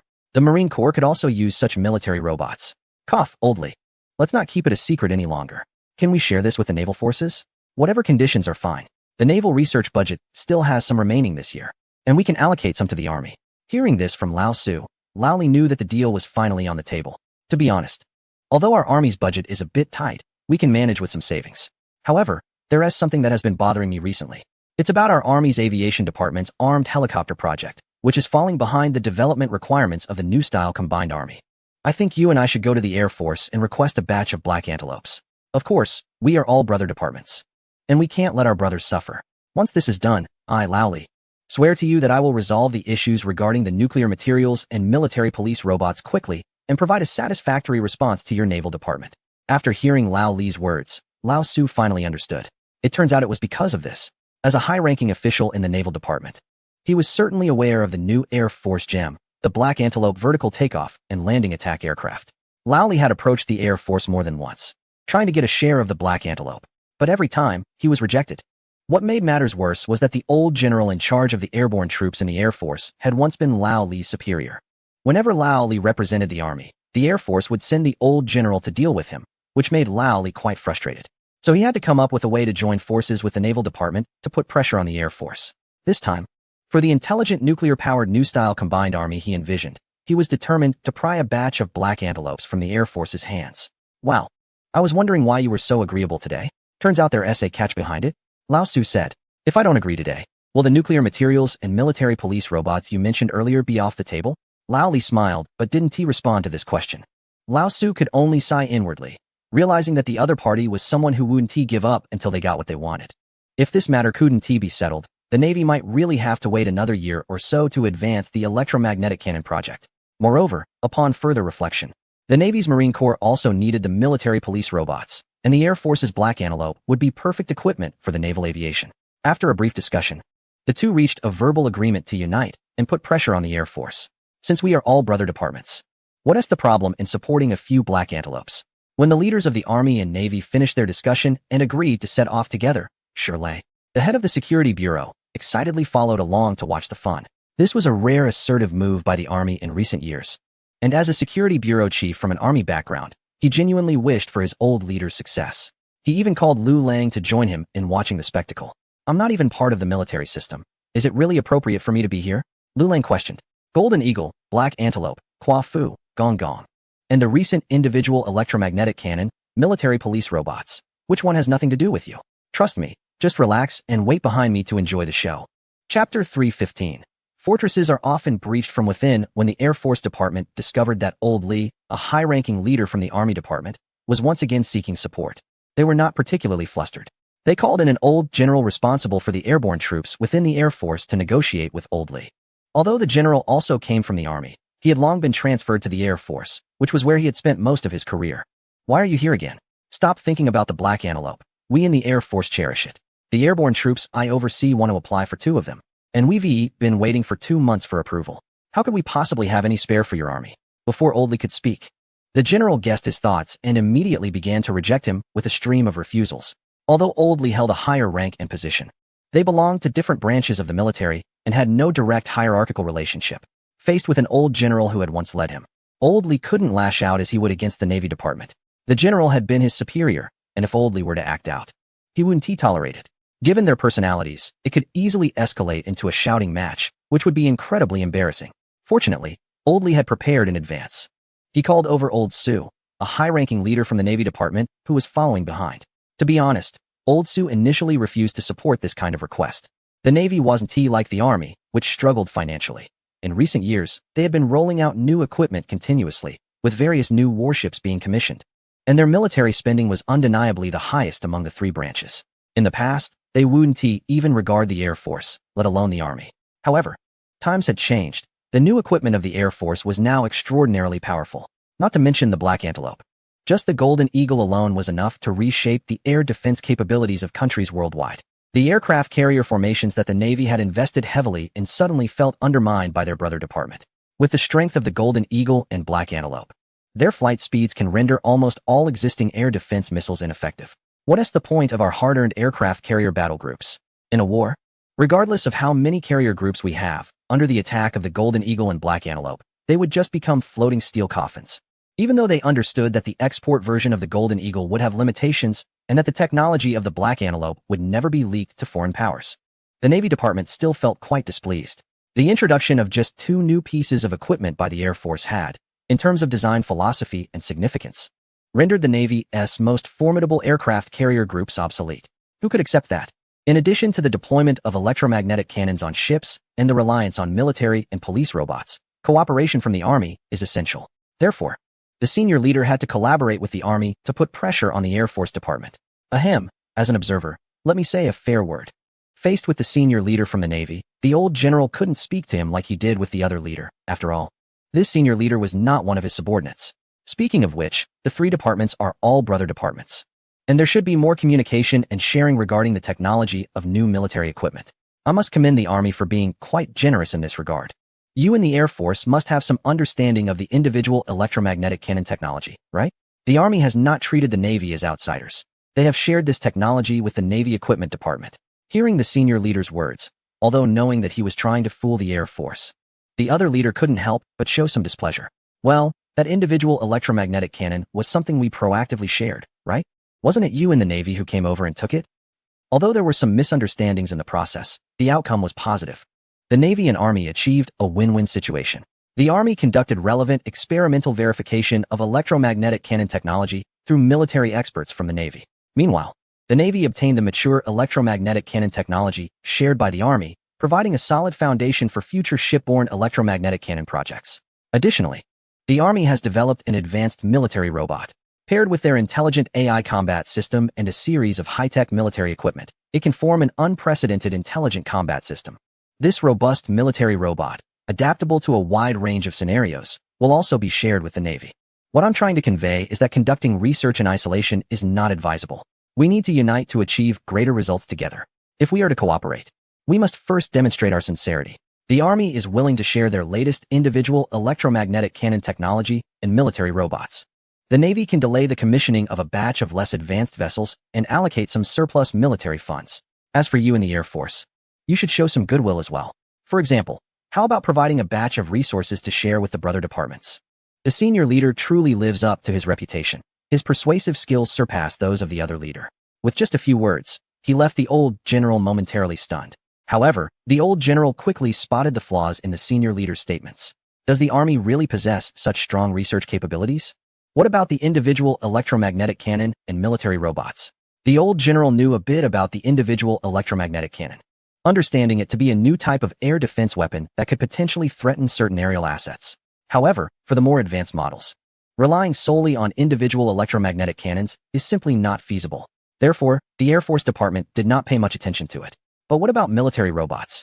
The old general truly did not believe that the Army, with its seemingly meager annual budget, could make significant advancements in the field of cutting-edge military robotics. At this moment, Lao Su gave Lao Li a knowing glance, signaling it was time for the Army to step in. Following this, Lao Li quickly organized a specially prepared group of intelligent, nuclear-powered Army infantry units to demonstrate their combat capabilities within the Air Force Department. When the old general saw the two distinctive military police robots in the infantry group, his expression finally changed. These military police robots are specifically designed to assist infantry units in combat, capable of handling all the dirty and strenuous tasks. They can be utilized by the Naval Marines as well as by airborne troops. Just imagine, during beach landings or enemy rear aerial operations, the risks and casualty rates are incredibly high. If these military police robots are deployed, the situation would be entirely different. The old general in charge of the airborne troops appeared increasingly intrigued. Lao Li quickly intensified his persuasive efforts. You know, with these units, at the very least, the combat effectiveness of the airborne troops could see a significant boost. Picture this. During a battle, an airborne unit equipped with configurations mirroring the intelligent, nuclear-powered Army infantry units appears behind enemy lines, equipped with full-body exoskeleton armor and individual electromagnetic cannons. The airborne troops would not only have reliable protection, but also unparalleled heavy fire support compared to other individual equipment. After witnessing the live-fire exercises of the new Army infantry units, the old general could hardly contain his excitement. In modern warfare, the prevalence of heavy firepower configurations in various military forces is increasing, becoming more compact and team-based. This poses a rather awkward problem for airborne troops that need to operate behind enemy lines. During combat missions, airborne troops often find themselves limited to light-load weaponry, which is significantly inferior in both firepower and personal protection compared to the units they need to engage. However, the individual electromagnetic cannons, full-body exoskeleton armor, and military robots showcased by the Army perfectly address the pain points faced by airborne units. They provide powerful protection and fire support without consuming excessive load weight. Moreover, the presence of military robots means that operational costs and casualty concerns can be disregarded. When the old general witnessed a military robot wielding an individual electromagnetic cannon, boldly advancing through heavy gunfire and single-handedly taking out a defensive position held by 30 soldiers, he couldn't help but swallow hard. This was precisely the airborne combat configuration he had always dreamed of. Using it within Army infantry units seemed like an utter waste. Cough. I believe there is indeed a necessity for collaboration. Everyone learns from each other's strengths, which is beneficial for enhancing the combat effectiveness of various departments' units. By the way, this set of infantry squad equipment configuration isn't cheap, right? When Oldley heard the general ask this, he couldn't help but smile. That's exactly what he was waiting for. Half an hour later, the top leader from the Air Force Department arrived on site. Upon seeing not only familiar faces like Oldley from the Army, but also Old Sue from the Navy, the Air Force leader immediately felt a headache coming on. What is the Navy doing here? Your military budget exceeds ours. Why do you need to spend money to apply for procurement? The internal cost price for the Golden Eagle is 300 million dragon coins per unit. But let me make it clear, there is no chance for the Black Antelope. What do you mean by making a fuss? Don't we have naval aviation? You're asking for 300 million dragon coins for such an outdated piece of equipment? Internal cost price? Don't kid me. Do you really want to profit from your fellow brother units' military budgets? That is a bit excessive. Old Sue from the Navy didn't he believe that the unit price of the Golden Eagle could be 300 million. Lu Lang provided all the technical support for the Golden Eagle. There was no research funding involved at all. Even if the latest carbon nanomaterials and new production facilities and lines were used, it could never cost 300 million per unit. It might work on some inexperienced foreigners. But trying to deceive the Navy on military procurement costs? No way. I'm from the Air Force, and I want to speak fairly. Friendly exchanges and cooperation among the three military branches are indeed necessary. Everyone should learn from each other's strengths. In the past, it may have been due to insufficient communication, compounded by the Army not having much advanced technology to showcase, which led to the current situation. So, let us all be open. The Army should share their individual electromagnetic cannons, military robots, and the latest infantry squad configuration. The Navy can contribute more to the military budget. We, the Air Force, will provide 2 Black Antelopes. How does that sound? While the Air Force leader was still thinking about how to refuse the leaders from the Navy and Army, the general in charge of the airborne troops unexpectedly spoke up first. Who would have thought that the senior officials within the Air Force had already been bought off by the other side? However, there was nothing to be done. The old general was genuinely envious of the Army's new infantry squad configuration. The Black Antelope would eventually be equipped, even if it was a bit delayed, as it was still part of the Air Force. But once the Army's new infantry squad configuration was gone, there would be no second chance. This equipment could significantly enhance the combat effectiveness of the Air Force's airborne troops, which the general oversees. How could he not make an effort? After some discussions and negotiations, with the cooperation of the old general acting as an insider and the joint pressure from the Army and Navy, the top leader of the Air Force Department finally relented regarding the Black Antelope. The Army will provide a complete set of new infantry squad configuration solutions for the Marine Corps and Air Force airborne troops, and will make corresponding modifications based on the different operational scenarios of the two forces. The Air Force will also supply new aircraft to the Naval Aviation and Army Aviation units, although a limited number of the new model will be prioritized for the Army, while the Navy will receive carrier-based aircraft optimized from another model. In this collaboration, the Navy Department stands to benefit the most. They engaged in some negotiations, and besides providing some additional military funding support, they received Army military robots and nuclear materials without incurring significant costs. The Air Force not only provided plans for the carrier-based aircraft, but also promised to supply the new model in the future. It can be said that the Navy Department made a substantial profit from this deal. In high spirits, the Navy officer returned to his department, and just half a month later, he received a batch of new equipment from the Army. The delivery included 500 military police robots, which made the usually stoic officer break into a smile. However, his joy was short-lived as the officer responsible for receiving and inspecting the equipment reported with an odd expression. Sir, something's not right. Why does each of these military police robots come with a charging cable? A charging cable? Aren't these military police robots nuclear-powered? They should have a battery life of 3 months to half a year, and when they run out of power, you just replace the nuclear materials. Are you mistaken? The officer furrowed his brow and asked. 3 months? That's impossible. The Army's technician said that the effective combat endurance of these military police robots is only 2 to 3 hours. Upon hearing this, the officer's heart skipped a beat. After a careful inspection, he discovered that the Army had sent lithium battery-powered military police robots, each thoughtfully equipped with a 2-prong charging plug. Meanwhile, the ones demonstrated during the exercises were all equipped with nuclear power sources.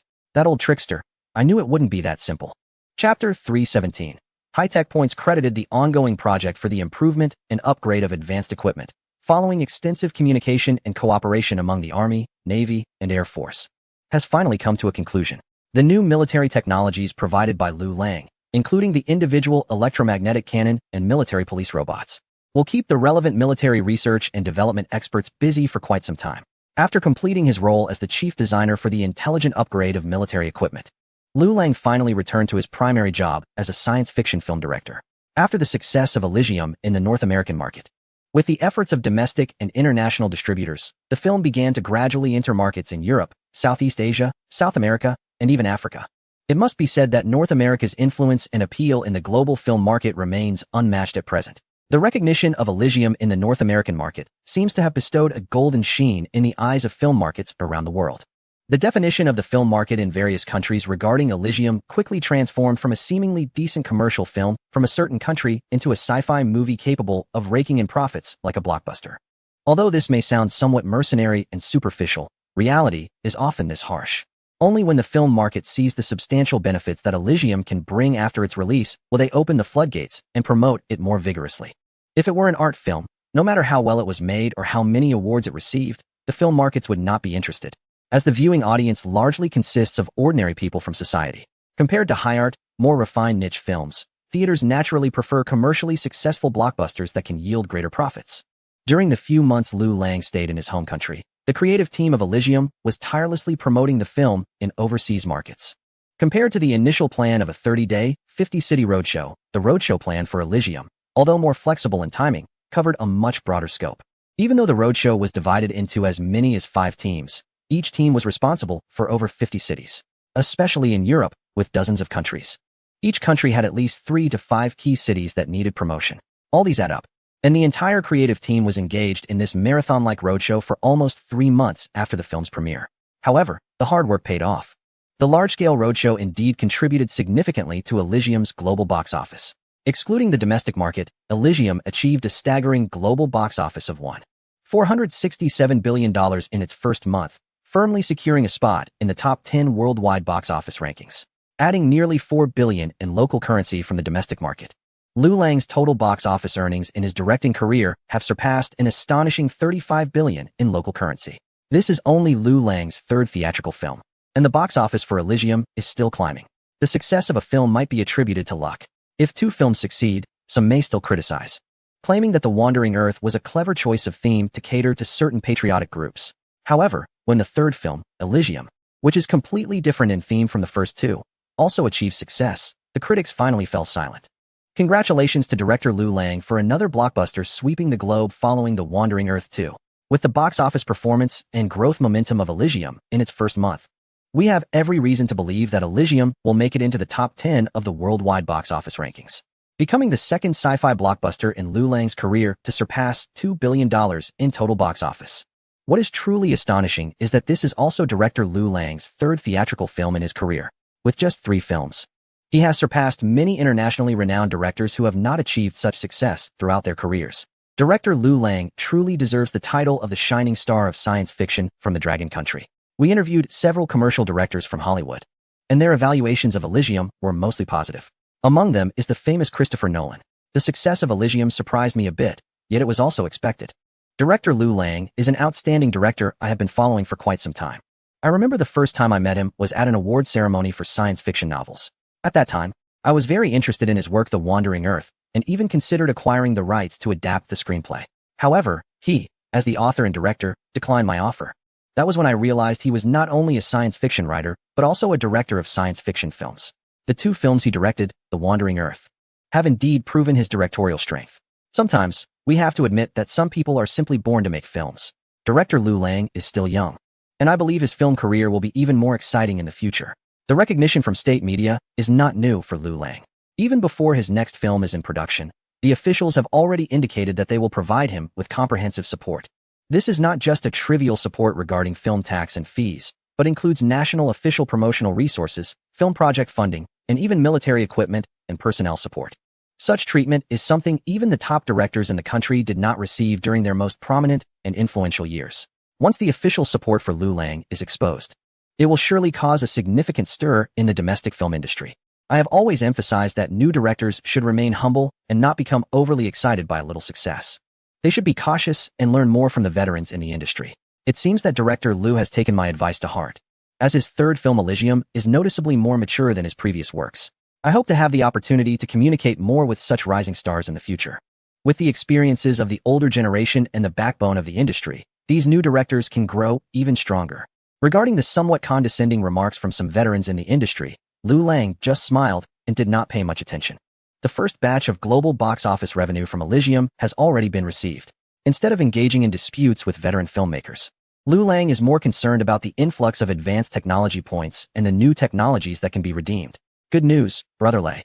Chapter 318. Sky City. When Shirley received the call from Liu Lang, he was enjoying some snacks at the Army Equipment Department. Indeed, a high-ranking official from the Navy, Old Su, had come to demand an explanation. While Old Li was trying to placate Old Su with promises, he showcased a military police robot equipped with a nuclear power source. However, after the deal was finalized, the Army sent the Navy a version powered by lithium batteries instead. Although it seemed like just a difference in power sources, the actual value was worlds apart. It's not an exaggeration to say that over 90% of the value of a military police robot lies in its nuclear power source. Upon discovering the discrepancy, the Navy was understandably displeased and came to confront the Army. The top leaders from both the Navy and Army departments began to argue again, and the strategic headquarters was left with a headache upon hearing the news. Just when the collaboration for sharing military technology among the three branches was established, why were the two leaders squabbling over trivial matters again? Amidst the headache, the strategic headquarters deemed it not a big issue and dispatched the Security Bureau to mediate. When Shirley, the supervisor of the Security Bureau, received this task, he was utterly baffled. His confusion was akin to that of a character in a story who, upon receiving an order to deal with legendary figures, wondered what right he had to confront such powerful beings. As a minor supervisor in the Security Bureau, what could he possibly say to persuade the top leaders of the Navy and Army? Therefore, Shirley could only watch in bewilderment as the two leaders continued their loud argument. Despite their high ranks, when the two leaders got heated, their quarrel was no better than that of elderly people fighting over eggs in a supermarket. Mediate. What could he possibly do? One was a former superior, and the other was a high-ranking official from the Navy. Neither was someone he could easily manage. It was better to simply enjoy the spectacle. Just as Shirley was watching the scene unfold, he received a call from Liu Lang. To be honest, when Shirley heard Liu Lang mention good news, he felt an inexplicable sense of unease. The last time he had heard Liu Lang say something like that, it wasn't long before a significant development occurred. Now, with the Army, Navy, and Air Force all vying for resources, tensions were running high, and they had only just reached an agreement. With more good news coming in, Shirley feared he might not be able to handle it. What good news? It couldn't be about military equipment again, could it? Shirley glanced at the two old men still arguing not far away and instinctively asked, military equipment? No, it's not related to military equipment. I have a new proposal to construct a circular human city in outer space. What? You want to go to space? A long time ago, Shirley had realized that being around Liu Lang meant he would never run out of surprises or shocks. When Shirley heard about the plan to build a city in space, his mouth was agape for a full minute without closing. The Sky City project aims to construct a massive circular space station in low Earth orbit, with an expected habitable area of 251 square kilometers. When fully loaded, it can accommodate 580,000 people for long-term scientific research and living. Compared to the largest current space vehicle, the flagship space station, Sky City surpasses it in terms of weight, capacity, and space area. However, why should we build a human city in space? After hearing about Liu Lang's remarkable Sky City concept, Shirley finally asked what he thought was the most important question. With the existence of space elevators and flagship space stations, is there still a need for such a grand space city? Liu Lang already had ample justifications for this. With the establishment of lunar outpost bases, the Alliance is in the process of continuously developing space resources. This requires a massive influx of operational personnel for basic space facilities. The surge in the number of space professionals has led to a decline in their average professional quality, especially in terms of stress resistance in space environments. Even astronauts who have undergone rigorous selection and training can experience psychological pressure after prolonged stays in space. Over time, this can lead to unexpected situations. If highly selected astronauts face such challenges, it's even more pronounced for the grassroots space workers who have been recruited in large numbers. Thus, building such a space city can provide these grassroots space workers with a sense of home. With a spacious 251 square kilometers of habitable environment, simulated surface gravity, and meticulous environmental control systems, Sky City can almost replicate life on Earth. Compared to the cramped and limited space of the flagship space station, Sky City could be the first step for humanity to venture beyond Earth and gaze upon the vast universe. After hearing such grandiose reasons, Shirley still looked skeptical. The idea of venturing beyond Earth and exploring the cosmos seemed too abstract.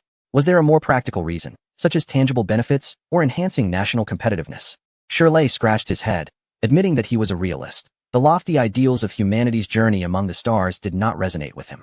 Indeed, once Sky City is successfully constructed, it would mean that the country has a piece of territory in outer space, capable of supporting the long-term habitation of 580,000 people. Regardless of whether its location is above or below, this area would legally belong to the nation. At that time, we will be able to openly deploy security forces in outer space. Once the Black Antelope is mass-produced, it can fully take on the defense tasks of the Sky City. Coupled with a new batch of intelligent nuclear-powered infantry units, I'm not exaggerating, I believe that our nation can establish an independent aerospace force in addition to the Army, Navy, and Air Force. This force would specifically be responsible for safeguarding our nation's legitimate rights and interests in outer space. All of this can be done legally, bypassing the restrictions of the Outer Space Treaty. Moreover, with so many member countries in the alliance, we could easily persuade them to participate in this project, which would significantly alleviate the funding requirements for building the Sky City. Lu Lang's words were like whispers from a demon, and the more Shirley listened, the brighter his eyes became. Especially when he heard about the legitimate territory in outer space and the aerospace force, he couldn't help but smile. Chapter 319. The feeling of listening to a book of heaven. Why didn't you say this earlier? If you had, I would have understood. Just thinking about the significance behind the Sky City, representing the legitimate territory of our nation in outer space, made Shirley's heart race with excitement. Just like the surface of the moon, the outer space above Earth is also a valuable resource. Its importance is comparable to the oil resources that nations regard as the lifeblood of industrial development. The resources on the moon, aside from the so-called research conditions, include a large amount of rare earths and helium-3, which are highly coveted by various countries. Although there are no mineral resources in outer space above Earth, the area itself is a resource of significant value. Moreover, unclaimed space resources follow the principle of first come, first served. That is why some countries support the SpaceX Starlink project, allowing numerous SpaceX satellites to occupy their designated areas in outer space ahead of time. There are limited orbital regions suitable for satellites to operate stably in the long term. Occupying these areas in advance effectively blocks other countries' future space development paths. Fortunately, the advent of the space elevator has disrupted the monopoly of SpaceX in the low-cost satellite launch sector with its unprecedentedly low operating costs. Compared to the Starlink project, our nation's constellation plan has rapidly launched over 20,000 satellites into their designated orbits in just 1 year. The current Sky City plan will take it a step further, asserting our nation's sovereignty in the space domain. A giant ring-shaped space station capable of supporting long-term survival for 580,000 people will undoubtedly become our legitimate territory in space. As for equipping this territory with appropriate armed security forces, that is entirely reasonable. By doing so, along with the Black Antelope aerospace vehicle that can navigate space and individual electromagnetic rifles and military police robots that perform better in a vacuum, our nation's interests in space can be adequately protected. With the large-scale development of lunar surface facilities such as the Navigator Space Station and space elevators, the investment in the space sector by the country has reached an unprecedented scale. In this situation, how to ensure that national interests in space are not challenged has been a concern for Shirley, the head of the Security Bureau. Relying on countries around the world, especially those facing significant challenges in space, to strictly adhere to international regulations seems overly idealistic. The painful experiences of the past few decades have made many understand a fundamental truth. Having a sword and not using it is completely different from not having one at all. After clarifying the significance behind the Sky City project, Shirley quickly reported it to the Strategic Authority. An emergency meeting was convened with the National Strategic Think Tank to conduct a series of evaluations on the Sky City project, which received high recognition from the national decision-making level. The project soon gained national strategic approval, placing it on par with the ongoing nuclear-powered New Energy project. As a project of national strategic importance, its preliminary preparations must be as detailed as possible. Lu Lang's past miraculous research achievements have instilled great trust in him from the Strategic Authority. However, constructing a town capable of accommodating 580,000 people in outer space above the Earth is, in any country today, nothing short of a fantastical proposal. Consequently, the Strategic Authority had to dispatch a group of authoritative experts in aerospace, architectural engineering, and even life sciences to discuss the feasibility of the Sky City plan with Lu Lang. The existence of the TNT space elevator can greatly accelerate the construction progress of Sky City. Tens of millions, or even billions of tons of construction materials are merely a matter of time for the space elevator. Now that the lunar base has officially entered a stable development phase, the capacity of the TNT and Fuyao space elevators has become available, which is perfect for supporting the construction of Sky City. Additionally, The Navigator space station and the supporting Firefly spacecraft can provide significant assistance in transporting engineering materials for Sky City. Facing a group of experts and scholars, Liu Lang began to address their questions one by one.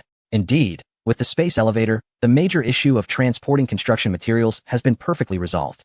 Without the space elevator, relying on the previously mainstream chemical fuel rocket transport would render the idea of transporting building materials to space a mere fantasy. However, even if it were built, the engineering difficulty is secondary. The key challenge lies in designing a stable and reliable life support system for the inhabitants above. In outer space, the production of breathable oxygen, the carbon dioxide cycle, and the planned balance of living environments for flora and fauna are all significant challenges. Survival in a space environment has always been a thorny issue for countless scientists. Far from the Earth's surface, the Sky City represents an independent biosphere, a vast structure capable of supporting tens of thousands of lives. Previously, ensuring that an astronaut could survive for a year and a half on a space station was a headache for many nations. Today, Liu Lang has elevated this issue to an unprecedented level, enabling tens of thousands to live long-term in a habitable environment of 251 square kilometers, much like life on Earth.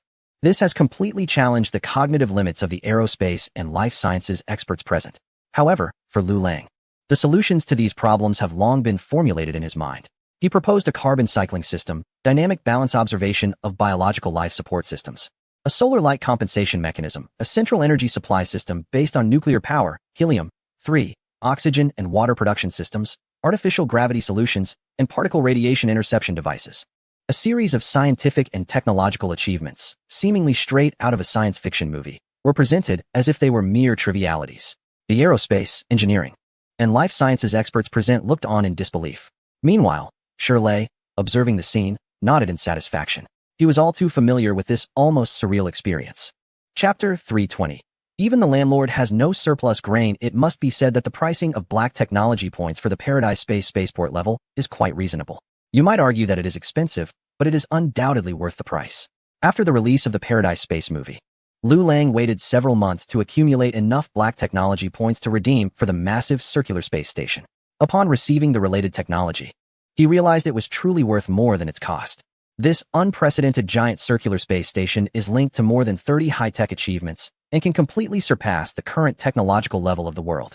From the nuclear power source center of the spaceport to the carbon cycling dynamic equilibrium monitoring device, these groundbreaking scientific achievements collectively enable Sky City to be a space city capable of sustaining tens of thousands of people long-term. After hearing Liu Lang's brief introduction to these 30 advanced technologies, many experts and scholars present found it hard to contain their excitement. Each of these technologies could occupy their research for a lifetime. What on earth is the structure of Liu Lang's brain? Can it be dissected? Is this what true genius looks like? In ancient times, a master of Buddhism attained enlightenment by reading scriptures and sculpted a golden body overnight. Today, Liu Lang creates a sci-fi film and comes up with a space city. Instantly, the experts and scholars present, regardless of their age, felt an indescribable sense of frustration. The results they had spent their entire lives researching paled in comparison to the 30-some groundbreaking technological advancements Liu Lang introduced in just half a day. Is this what a national hero is? One person's research achievements overshadowing the collective efforts of 100 academicians? At this point, the experimental validation of the Sky City project could not progress any further. Even though the experts were highly knowledgeable, faced with Liu Lang's unprecedented technological innovations, they could only look on in bewilderment. Yes, we are experts, but this young man seems like a magician. How can someone produce research results so casually? Such high-caliber scientific achievements should typically be preceded by published experimental papers to ignite academic discussions, often taking 3 to 5 years or even longer to achieve. Liu Lang's sudden revelation of over 30 groundbreaking scientific achievements left the experts feeling quite embarrassed. What is there to validate? Just understanding these 30-some research results might take a year or more. This was not a group validation by academic experts, but rather Liu Lang testing their level of expertise. Liu Lang concluded the experimental validation phase of Sky City in the most straightforward manner. It must be said that presenting never-before-seen advanced research results before these experts, watching them look confused and helpless, brought Liu Lang a sense of inner satisfaction, even if he appeared indifferent on the surface. However, the main reason for this approach was that he simply did not want to spend too much time explaining. The technologies and plans involved in the Sky City project were far more complex and numerous than those of the previous spark-heavy nuclear power station. If Liu Lang were to explain each one, it would likely take 3 to 5 months to clarify everything. More importantly, he found it too troublesome to explain to these experts. The relevant technologies of Sky City had entered his mind as if through a process of enlightenment. Every technology involved seemed intimately familiar to Lu Lang. In front of him, these experts, despite being the most authoritative figures in the fields of aerospace, engineering construction, and life sciences in the country, had research achievements that likely could not compare to the 30-some scientific results related to Sky City. This has put Lu Lang in a rather awkward situation, trying to explain his plan to them. Much like a university lecturer teaching advanced mathematics to a group of middle school students. If enough time is spent, diligent and motivated middle school students might understand a university-level math course. However, the time spent on this is meaningless for Lu Lang. It would be better to directly instruct them to follow his proposed plan, which would enable the construction of the Sky City to progress more quickly. The Sky City, akin to the massive circular space station named Elysium in the film Elysium, took decades to complete. But this is based on the context of the Elysium worldview. In Lu Lang's view, replicating a Sky City in the real world would not take decades at all. With the existence of a space elevator, the vast amounts of construction materials needed for the Sky City can be easily and affordably transported to outer space. The presence of the 550 series intelligent quantum computers can also maximize the integration of construction resources. The current question is, how much funding can the country allocate for the Sky City project? Lu Lang rubbed his hands together and eagerly asked the experts and scholars who had come for the experimental demonstration. As far as I know, the preliminary budget is roughly this amount, Shirley said, opening one hand and raising it towards Lu Lang.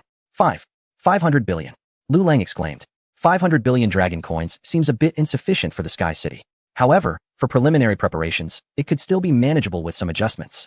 Just as Lu Lang was pondering how to allocate this 500 billion dragon coins effectively, Shirley's expression turned a bit awkward. It's actually 5 billion. The budget is 5 billion dragon coins. Upon hearing this, Lu Lang was left dumbfounded. No way, Shirley, 5 billion. How can that possibly be allocated? The funding for nuclear fusion alone was nearly 400 billion dragon coins. The mention of 5 billion made Lu Lang worry that they would be ridiculed for lacking strength. The gap between the funding budget and his expectations was too vast for Lu Lang to accept. Even the landlord's family has no surplus grain. Just think about it. In the past year or two, the industrialization and mass production of carbon nanotube materials, the nuclear fusion reactor, the Spark nuclear power station, nationwide energy reform, military intelligence upgrades, and all those new equipment. Each of these items easily costs hundreds of billions. To squeeze out 5 billion in such a short time is a relief only because it's your project. If it were any other academician, let alone 5 billion. Even having 500 million would be considered a blessing. Listening to Shirley's explanation, Lu Lang couldn't help but scratch his head.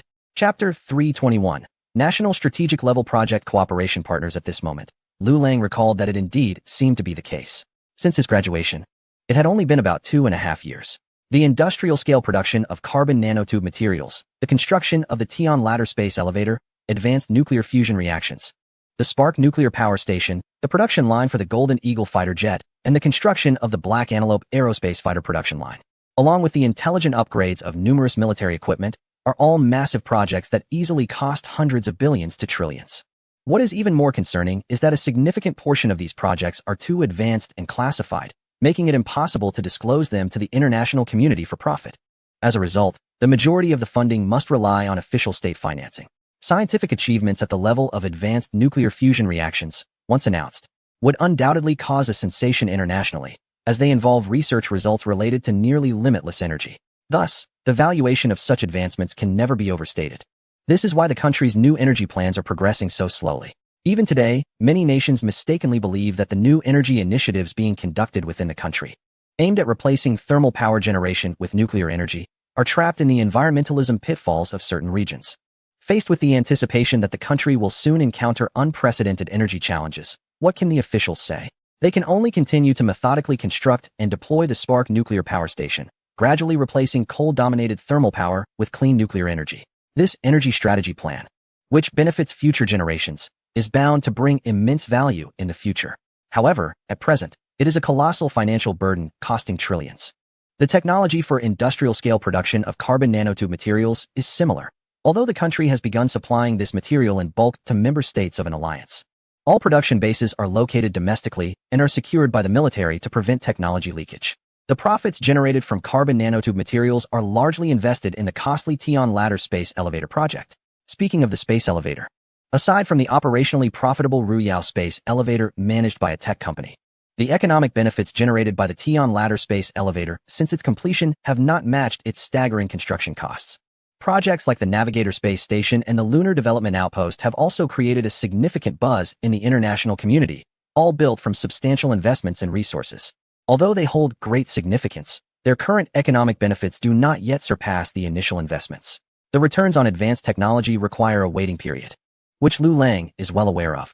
Similar to the international sales of the Golden Eagle and J-20 fighter jets. If there are no more advanced alternatives that can provide a decisive advantage over the J-20 and Golden Eagle, the Air Force would never agree to their sale. Likewise, only after the official completes a comprehensive layout in the field of advanced nuclear fusion technology and establishes an absolute advantageous position in the upcoming energy revolution will the economic benefits of nuclear fusion reactions fully manifest. You understand that this necessary waiting period is important. But isn't 50 billion too little? It hardly seems sufficient. It might barely cover the framework of Castle in the Sky.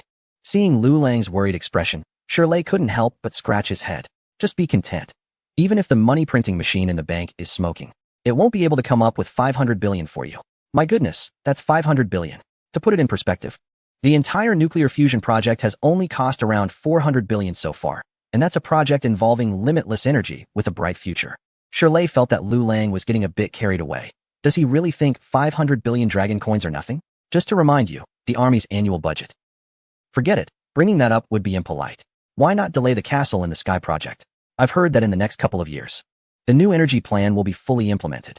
Once the energy structure changes successfully, the energy revenue from the Starfire nuclear power station can start to materialize. Castle in the Sky probably wouldn't mind waiting a year or two, right? However, Lu Lang just pouted in response. He doesn't have time to wait that long. By then, he would have released a new movie with a whole batch of cutting-edge technologies. He can't just keep waiting indefinitely, can he? Is it possible for us to seek some external assistance? For instance, inform those wealthy countries with nowhere to spend their money that they are fortunate enough to qualify for participation in Castle in the Sky. Are you suggesting we find a bunch of gullible countries, use their money to build our space city, and then make them grateful for this opportunity to participate? Shirley quickly caught on. Lu Lang's idea was to find some easy marks to share the costs. Brother Lei, that's a harsh way to put it. What do you mean by easy marks? This is clearly a partnership for a national strategic level project. Shirley twitched at the corners of his mouth. Isn't this just selling someone out and then making them help count the money? Once Castle in the Sky is successfully built, its sovereignty will undoubtedly belong to the Dragon Country. In the future, the Dragon Country will also station troops there and even deploy an unprecedented air and space military force in outer space. What will those participating countries get in return for their huge investments? The right to travel to Castle in the Sky? Isn't that just pure exploitation? I heard that a wealthy prince from the Middle East recently proposed a plan to build a vertical city in the desert, 488 meters high and 120 kilometers long. This project is expected to cost $1 trillion. $1 trillion to build a desert city? Isn't that just absurd? That money could be better spent supporting our Castle in the Sky. At that time, leaving them a building with permanent ownership rights on the Sky City is surely more impressive than any desert city, right? Why not ask them if they are interested in participating?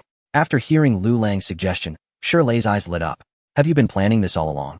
Is it really okay for us to take advantage of a wealthy household from that region like this? Can they accept it? They don't even blink when spending $1 billion on a Golden Eagle. Brother Lei, never try to guess how willing that wealthy household is to spend money.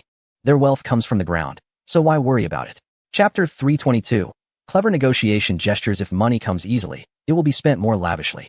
This is undoubtedly the case for that wealthy household, holding the pricing power of oil resources, which are the lifeblood of the current world energy supply. They are practically sitting on a gold mine. The daily dilemma for them is how to exchange their cash for something more valuable.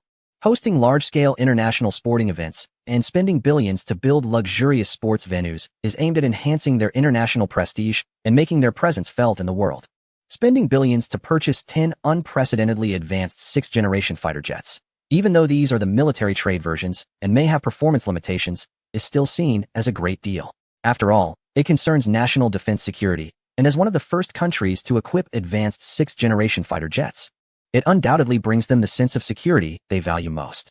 In addition to that, there are the world's tallest buildings, the most luxurious 5-star hotels, and the largest luxury cruise ships, among others.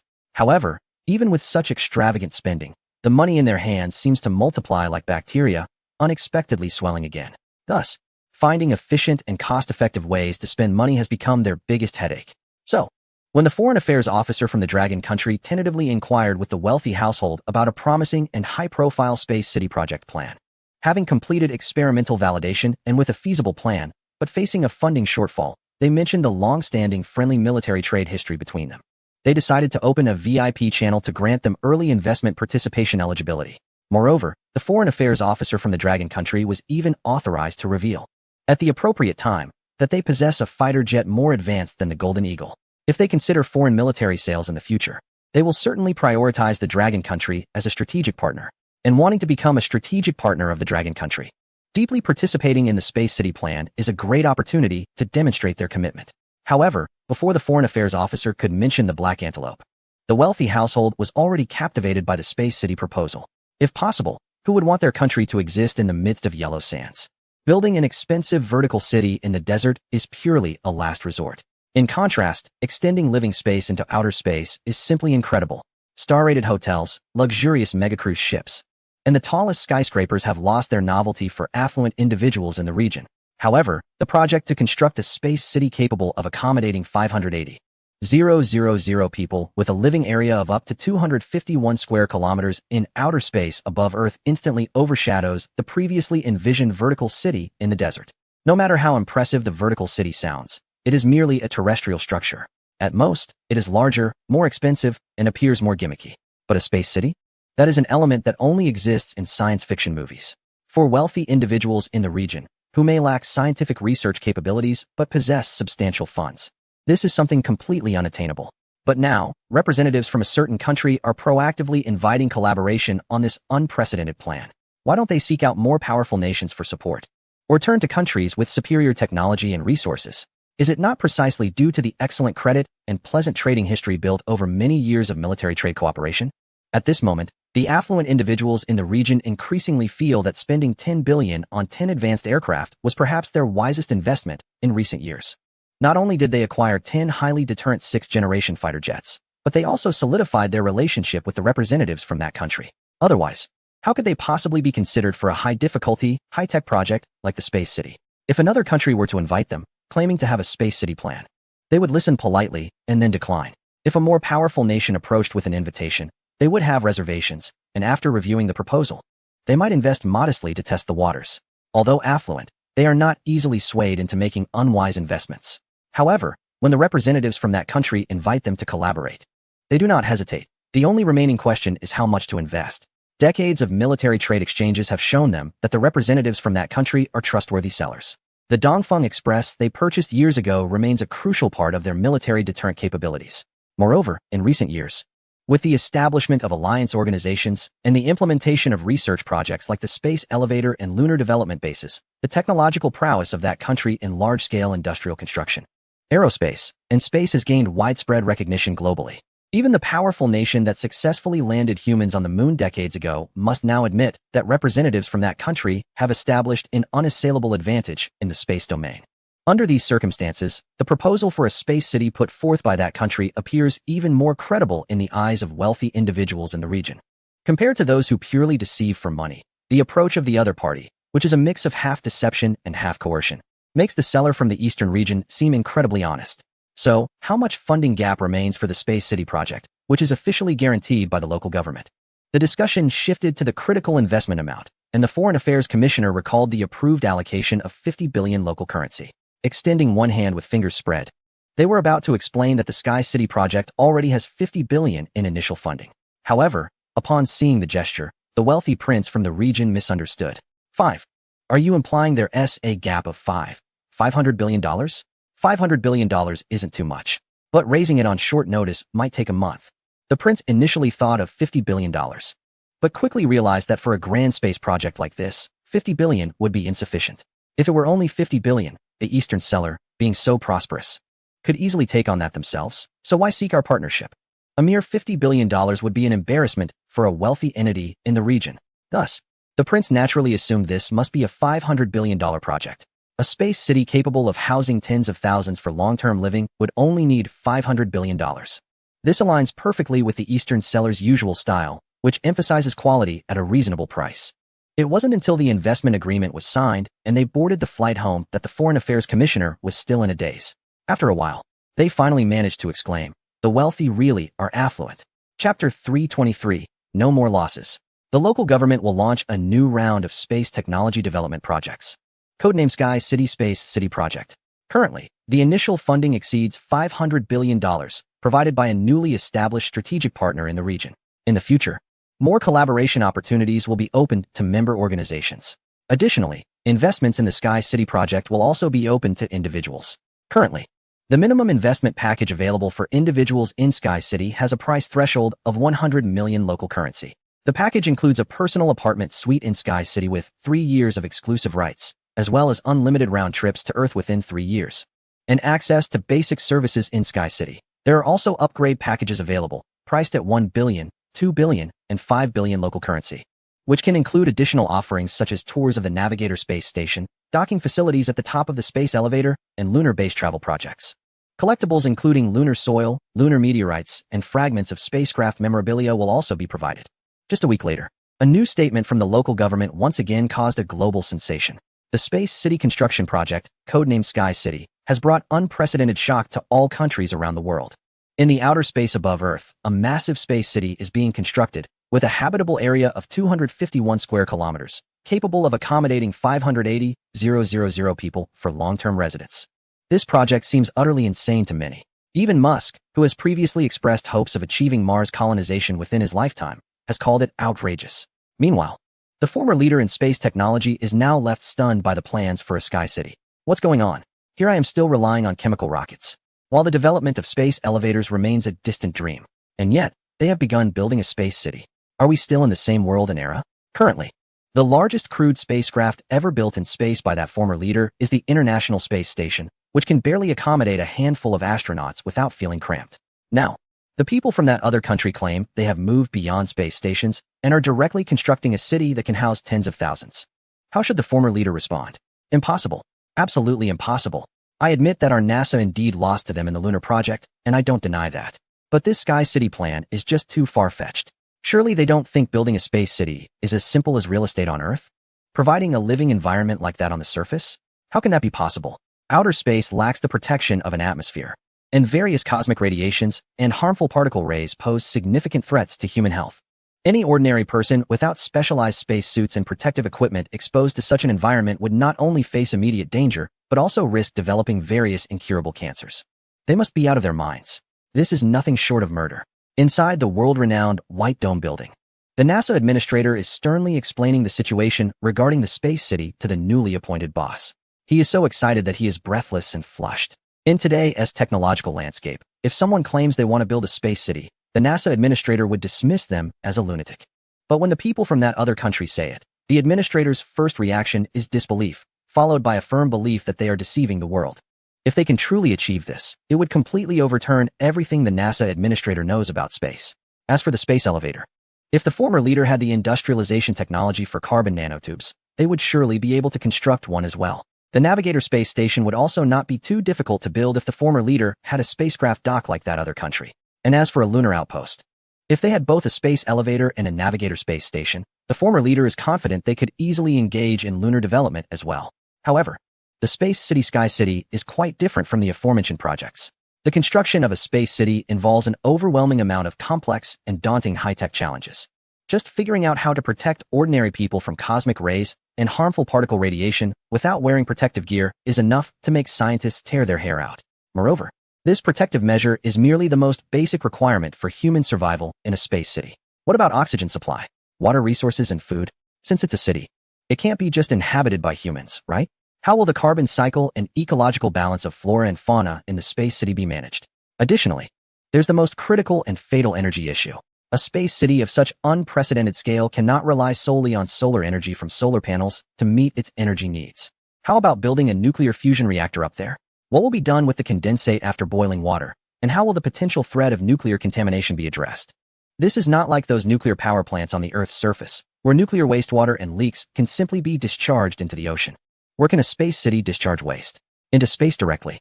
If this spreads nuclear contamination into the atmosphere, and then globally, who can bear the consequences? If possible, the NASA administrator could, in front of the big boss, rattle off no less than 100 questions about the Sky City proposal without pausing. And all these questions are nearly unsolvable under today's scientific framework. This is why the NASA administrator is so agitated. The more of an expert one is in the field of space, the more one understands how unreliable the Space City plan currently is. Enough. I am tired of hearing about impossibilities. When the return to the moon plan was proposed, you said it was impossible for certain nations to take the lead. When that sixth-generation fighter known as Golden Eagle was first introduced, you also said it was impossible. And what about now? I don't want to hear you tell me what is impossible. I want to hear solutions. Countermeasures. During my term, we cannot keep losing to certain nations like this. The big boss's mood was not any better than that of the NASA administrator. Awakened in the middle of the night from his dreams by his subordinates, he learned about the troubling news regarding the Space City proposal. He could no longer recall how many times he had been jolted awake since taking office. Those certain nations seemed to come up with major news every so often. Chapter 324. The immature nonsense from different positions. Perspectives on issues naturally vary. The NASA administrator focuses on the various anti-scientific common sense and insurmountable technological barriers involved in the Sky City project. However, the big boss, as a pure politician, is more concerned with how the announcement of the Sky City project has once again shocked countries around the world with the rapid advancements made by certain nations in the field of space technology. The resulting increase in international influence, status, and prestige has reached a level that has caused significant concern among certain global powers. In the past, these powers could easily call upon numerous allies who would eagerly respond and act as their pawns. However, with the rise of a certain nation in recent years and the establishment of alliances, many of their former allies have begun to distance themselves. Only a few long-standing allies remain steadfastly supportive. In terms of momentum and prestige, the situation is no longer what it once was. Internationally, the outlook is similarly grim. Voters who supported their leaders did so with the hope of seeing their promises realized, but advancements in science and technology from that rising nation have been accelerating, almost as if propelled by a miracle. New technological breakthroughs emerge with alarming frequency, which could jeopardize the support for current leadership. If this trend continues, not only will the dream of regaining former greatness fade, but public support for leadership may also plummet. Therefore, the most crucial task now is to undermine the visible advantages held by that nation. All available media influence should be mobilized to cast doubt on their ambitious Space City project. As previously mentioned, concerns about oxygen, food, radiation, and other issues should be amplified. It appears that this nation is considering using a space elevator to transport the necessary supplies for their space city. While this method may be cumbersome, the cost of transporting goods via the space elevator is relatively low. By utilizing half of its capacity over a long period, they could secure a stable supply of oxygen and food for their space city. The head of a major space agency was pondering the future plans of this nation when he was abruptly interrupted by a powerful figure. It was emphasized that these details were not important. What mattered was to sway public opinion through media to make voters and the global audience. Indeed, even the citizens of that nation believe that the Space City project is a hoax and entirely unachievable. This is the task that needs to be addressed. The abrupt outburst finally jolted the agency head back to reality, making him realize that while he was focused on scientific matters, the true priority for leadership was political strategy. In the realm of space technology, there is a clear lag behind the advancements made by that nation, as evidenced by the failures of their lunar return plans compared to the achievements of that nation in establishing a space station and lunar base. Now, convincing the public that they are leading in space endeavors is more practical and achievable than actually regaining that lead. It's difficult to truly persuade everyone relying solely on public opinion. We must launch a space program that can match the influence and topic relevance of the project in the sky. Upon hearing the big boss say this, the NASA director was taken aback. A space project on the same level of influence as the one in the sky? Surely the big boss must be dreaming. We can't even build a space elevator. How can we compete with a project from that country? I heard that the CEO of a certain private aerospace company has been preparing for Mars colonization. The big boss looked at the NASA director and said slowly, "Indeed. If there is any space project that could rival the current one in the sky, then the Mars colonization plan envisioned by that CEO is undoubtedly significant. If realized, its potential significance and value could even surpass that of a space city. But the problem is that it's completely unachievable." The NASA director couldn't help but internally lament. As a professional in the space field, he certainly knew how unrealistic the Mars colonization plan was. If he were to score the possibility of the Sky project being realized out of 100, he would give it a score of 30. But for the Mars colonization plan, he could only give it 1 point at most, and that was merely out of goodwill for the CEO. The project in the sky has a series of supporting space infrastructure like the space elevator and the Navigator space station, no matter how difficult it is. But what about the Mars colonization plan? The Starship rocket designed to go to Mars is still in the planning stages. It's still a long way from reality. So how can it be compared to the project in the sky? The NASA director was about to explain, but the words caught in his throat. He knew that the big boss was not interested in whether the Mars colonization plan could succeed.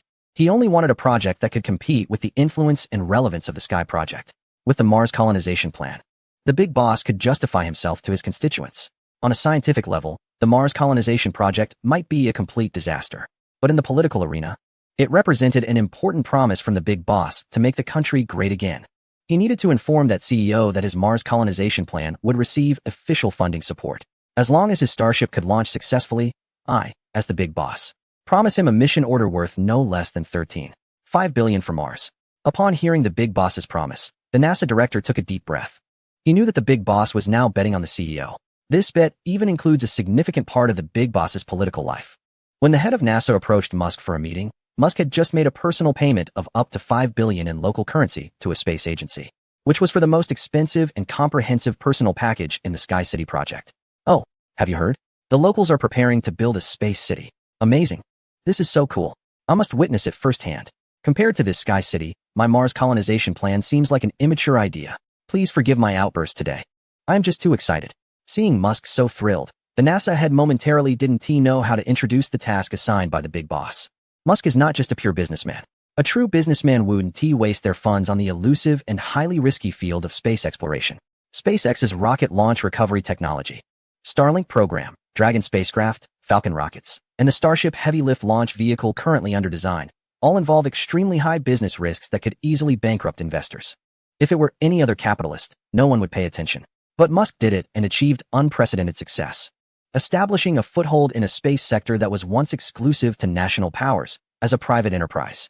Despite the various elements of luck and significant support from certain governmental entities contributing to his success, it must be said that Musk, as a non-traditional capitalist, carries a touch of romanticism. What serious capitalist would risk their entire fortune in the uncertain realm of space exploration? Later, in competition with a local tech company that had mastered the lower-cost space elevator technology, SpaceX had to gracefully bow out. Yet even so, when the locals announced the Sky City space construction project, Musk excitedly spent $5 billion in local currency to purchase the most expensive package available to him. For a billionaire like him, $5 billion is just a number, a meaningless number, if it could bring him an exciting and thrilling journey in space. Musk would pay without hesitation. What? You say the government plans to have me compete with the local Sky City project? I must have misheard. Upon hearing the big boss's earnest hopes, Musk's expression mirrored the shock of the NASA head back then. Good heavens. His SpaceX was practically rubbed into the ground by the locals who had the space elevator technology. It almost left Musk with a psychological shadow. How long has it been since then? He was being asked to launch a direct challenge, especially in a space sector where the people of the Dragon country had already established an advantage. Wasn't this just kicking me while I'm down? Shaking his head, Musk instinctively wanted to refuse. $13.5 billion. As long as your Starship rocket can successfully launch, the big boss promised to provide no less than $13.5 billion in special investment. Moreover, it was specifically designated to support the Mars colonization project that you have been dreaming of. The words of the NASA administrator left Musk stunned. He was indeed a wealthy man, and $5 billion Dragon currency was just a number to him. But $13.5 billion was certainly a substantial figure, and it was a dedicated support for his dream Mars colonization project.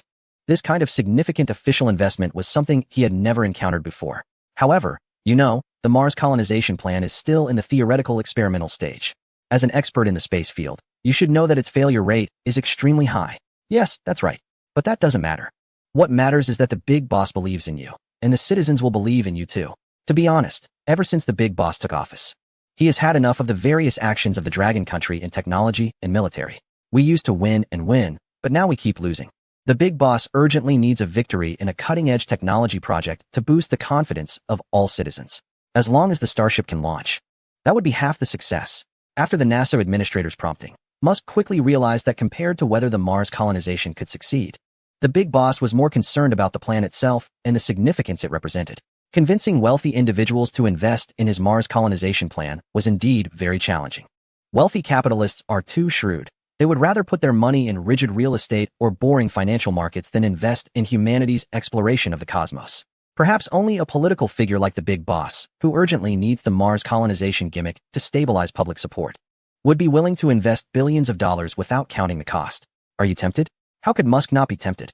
How many times in his life would he encounter such an opportunity for a risk-free, cost-unconscious investment of billions of dollars? Once this opportunity is gone, it will never return. As for failure, Of course, it's possible, and the probability is quite high. But would Musk care about failure? In his current life experience, he has faced far more failures than successes.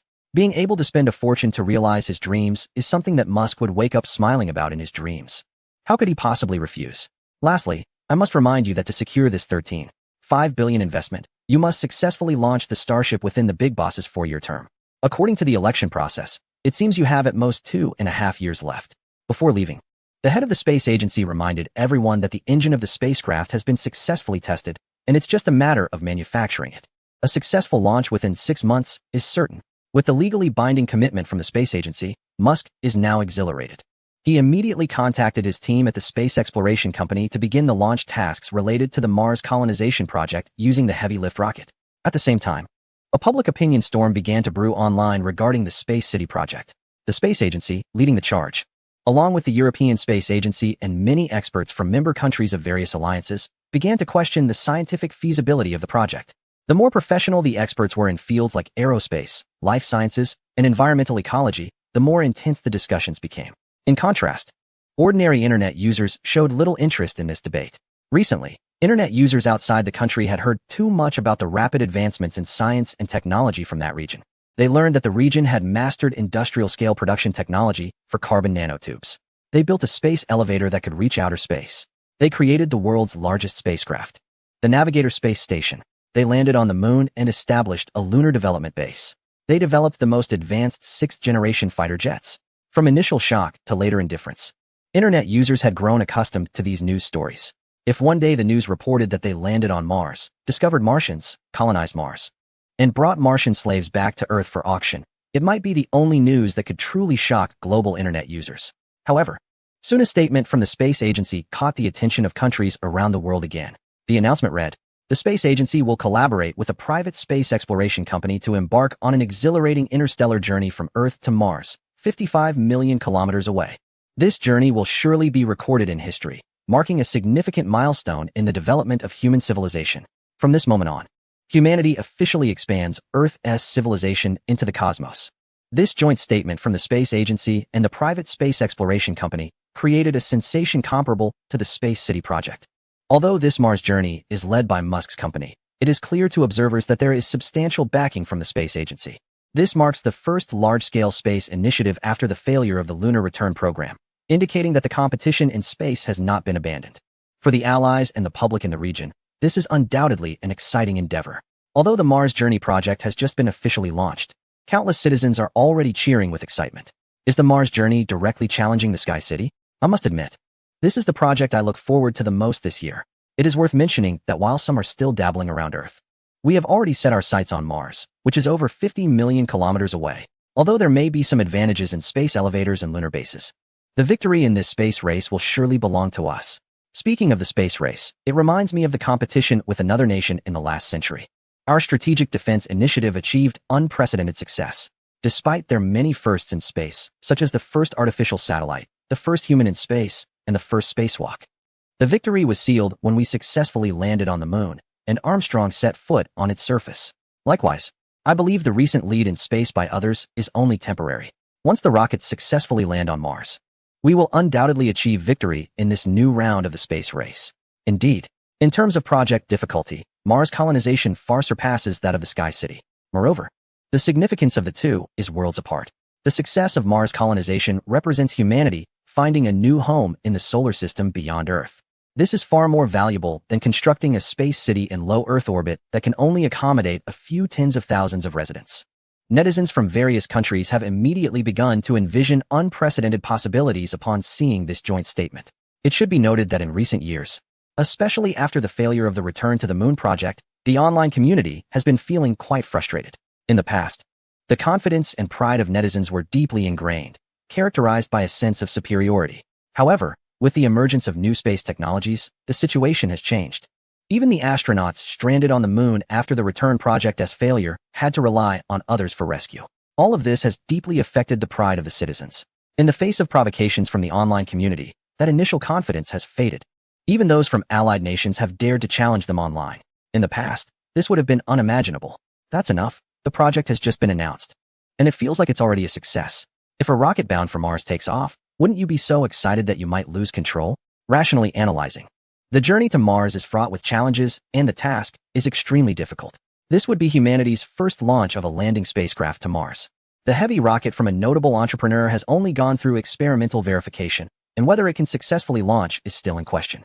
Even if the launch is successful, will it safely reach Mars, which is 55 million kilometers away? Can it land smoothly on the Martian surface? To put it bluntly, the spacecraft currently only considers reaching Mars and has no capability for a return journey. In other words, to make the vision of colonizing Mars a reality, the heavy rocket must at least be manned and capable of carrying sufficient food, water, and oxygen supplies, as well as be able to launch again to return to Earth. Anyone who has taken undergraduate courses in aerospace dynamics knows that it is impossible for a spacecraft launched from the surface using chemical fuel rockets to complete this mission. Just to escape Earth's gravity and reach the third cosmic velocity requires a significant amount of fuel reserves, which cannot support a round trip. Here, I suggest that the entrepreneur honestly apply for cooperation with us. Directly assemble the rocket at the docking station of a space elevator in orbit. Once assembled, launch directly in outer space. This way, there would be no need to expend a large amount of fuel to overcome gravity. Regarding the Mars journey, many netizens have proposed constructive suggestions. Collaborating with us to launch rockets from the upper end of the space elevator in low Earth orbit is a great idea. This has even received a petition from numerous aerospace experts within a prominent space agency. After receiving this joint request, the head of the agency was almost fainted by the naivety of his subordinates. The big boss initiated the Mars Journey project to overshadow our efforts. Not to mention whether we would agree, the big boss would certainly not accept it. In the joint statement, it was promoted as a venture for the future of human civilization, setting sail into the vast universe. As a result, the agency's naive scientists and engineers took it seriously, mistakenly believing that science knows no borders, yet forgetting that scientists have national affiliations. Thus, the Mars Journey and the Sky City projects officially commenced under the world's scrutiny. Liu Lang was once again appointed as the chief planner for the Sky City Space City project. There was no one else in the entire region, or even the world, qualified to undertake such unprecedented high-tech project planning. As the global hype for a recent film has passed, the promotional tasks that kept the crew busy for months have finally concluded. The crew members can now take a break and enjoy their vacation. Liu Lang happened to have time to guide the planning of the Sky City project. After the launch of the Sky City project, it immediately became the most important initiative for the aerospace department of the Dragon Kingdom. Over 200 related departments, more than 10,000 supporting companies, and over 3 million relevant employees began to contribute to this effort. Among them were not only basic educational department-related enterprises and employees, but also researchers and engineers from the Dragon Institute's aerospace and life sciences sectors. Due to the numerous high-tech achievements involved in Sky City, nearly 20 academic leaders joined the advisory group. As soon as the funding from a major investor in the Middle East arrived, the entire Sky City project started operating like a machine composed of countless precise gears, running nonstop.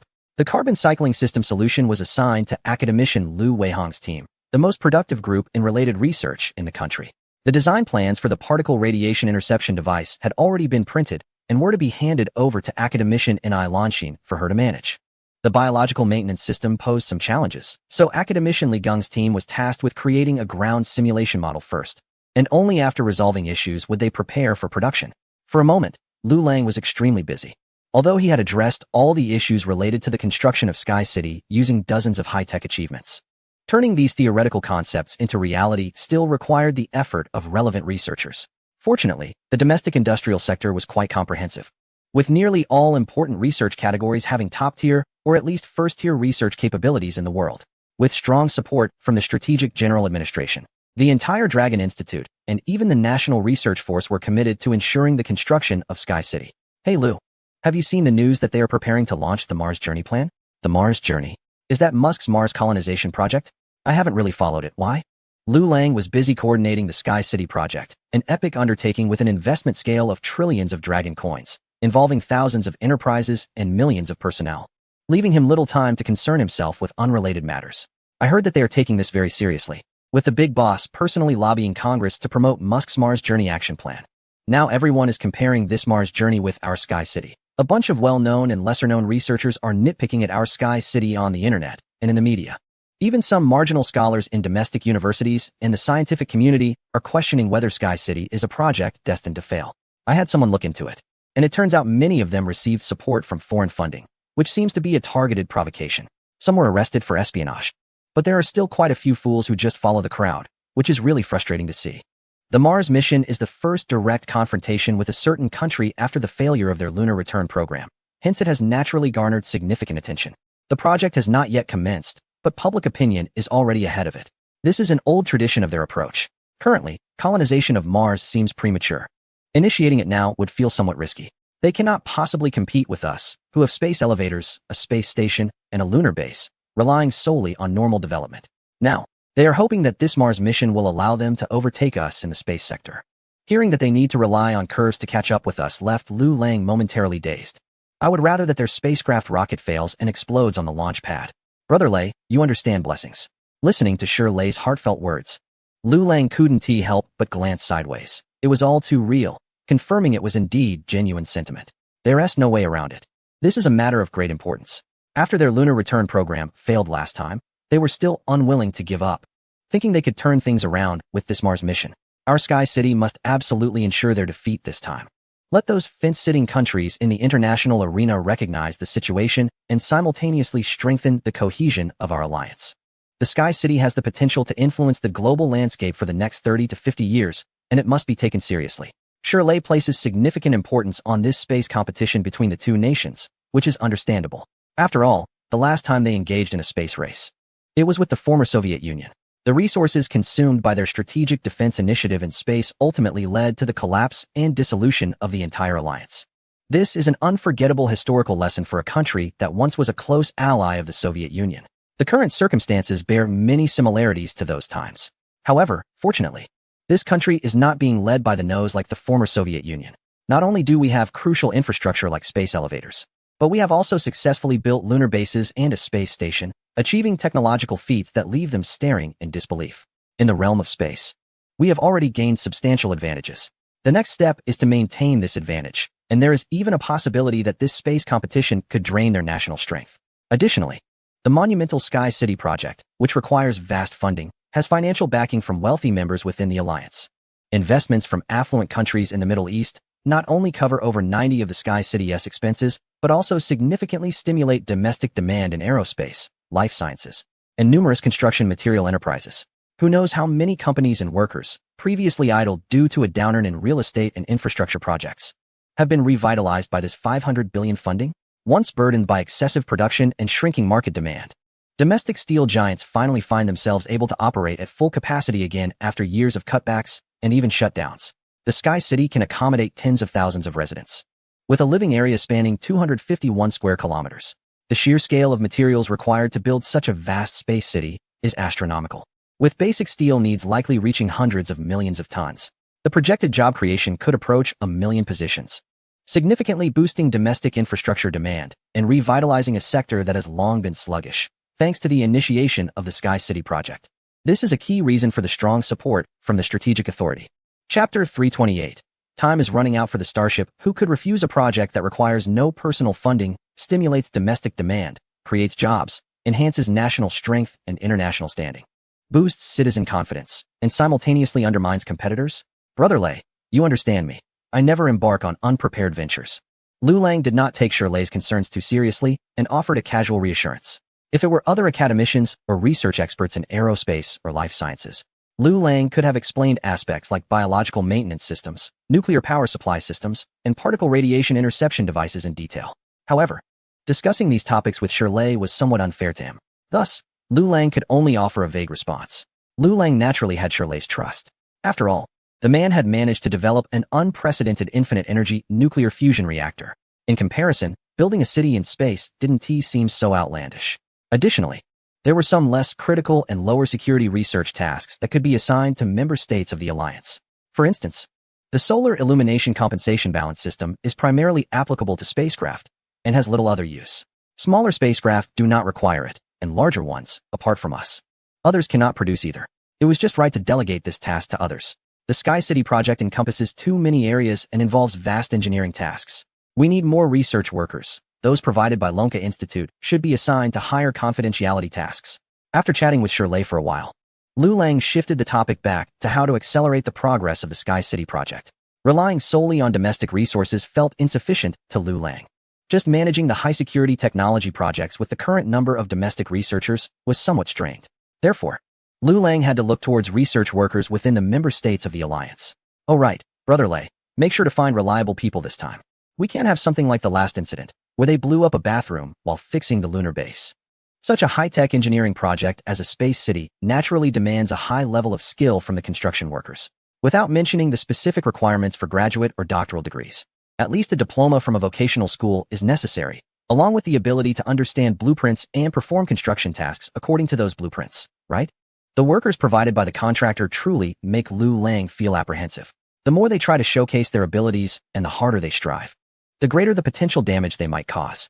After discussing with Liu Lang, Shirley conveyed the suggestions to the Project Investment Committee of the Sky City.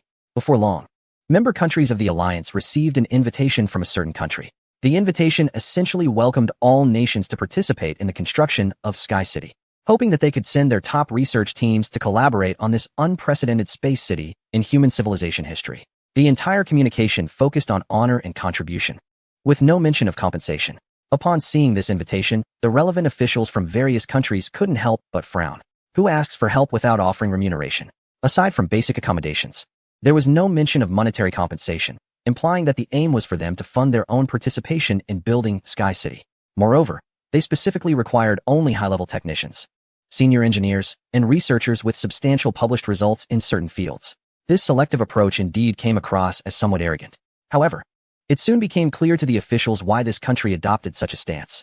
The invitation hinted at opportunities to participate in various high-tech projects, including but not limited to carbon cycle system solutions, biological maintenance system dynamics, solar compensation mechanisms, oxygen generation, water production solutions, artificial gravity solutions, and particle radiation interception devices, among others.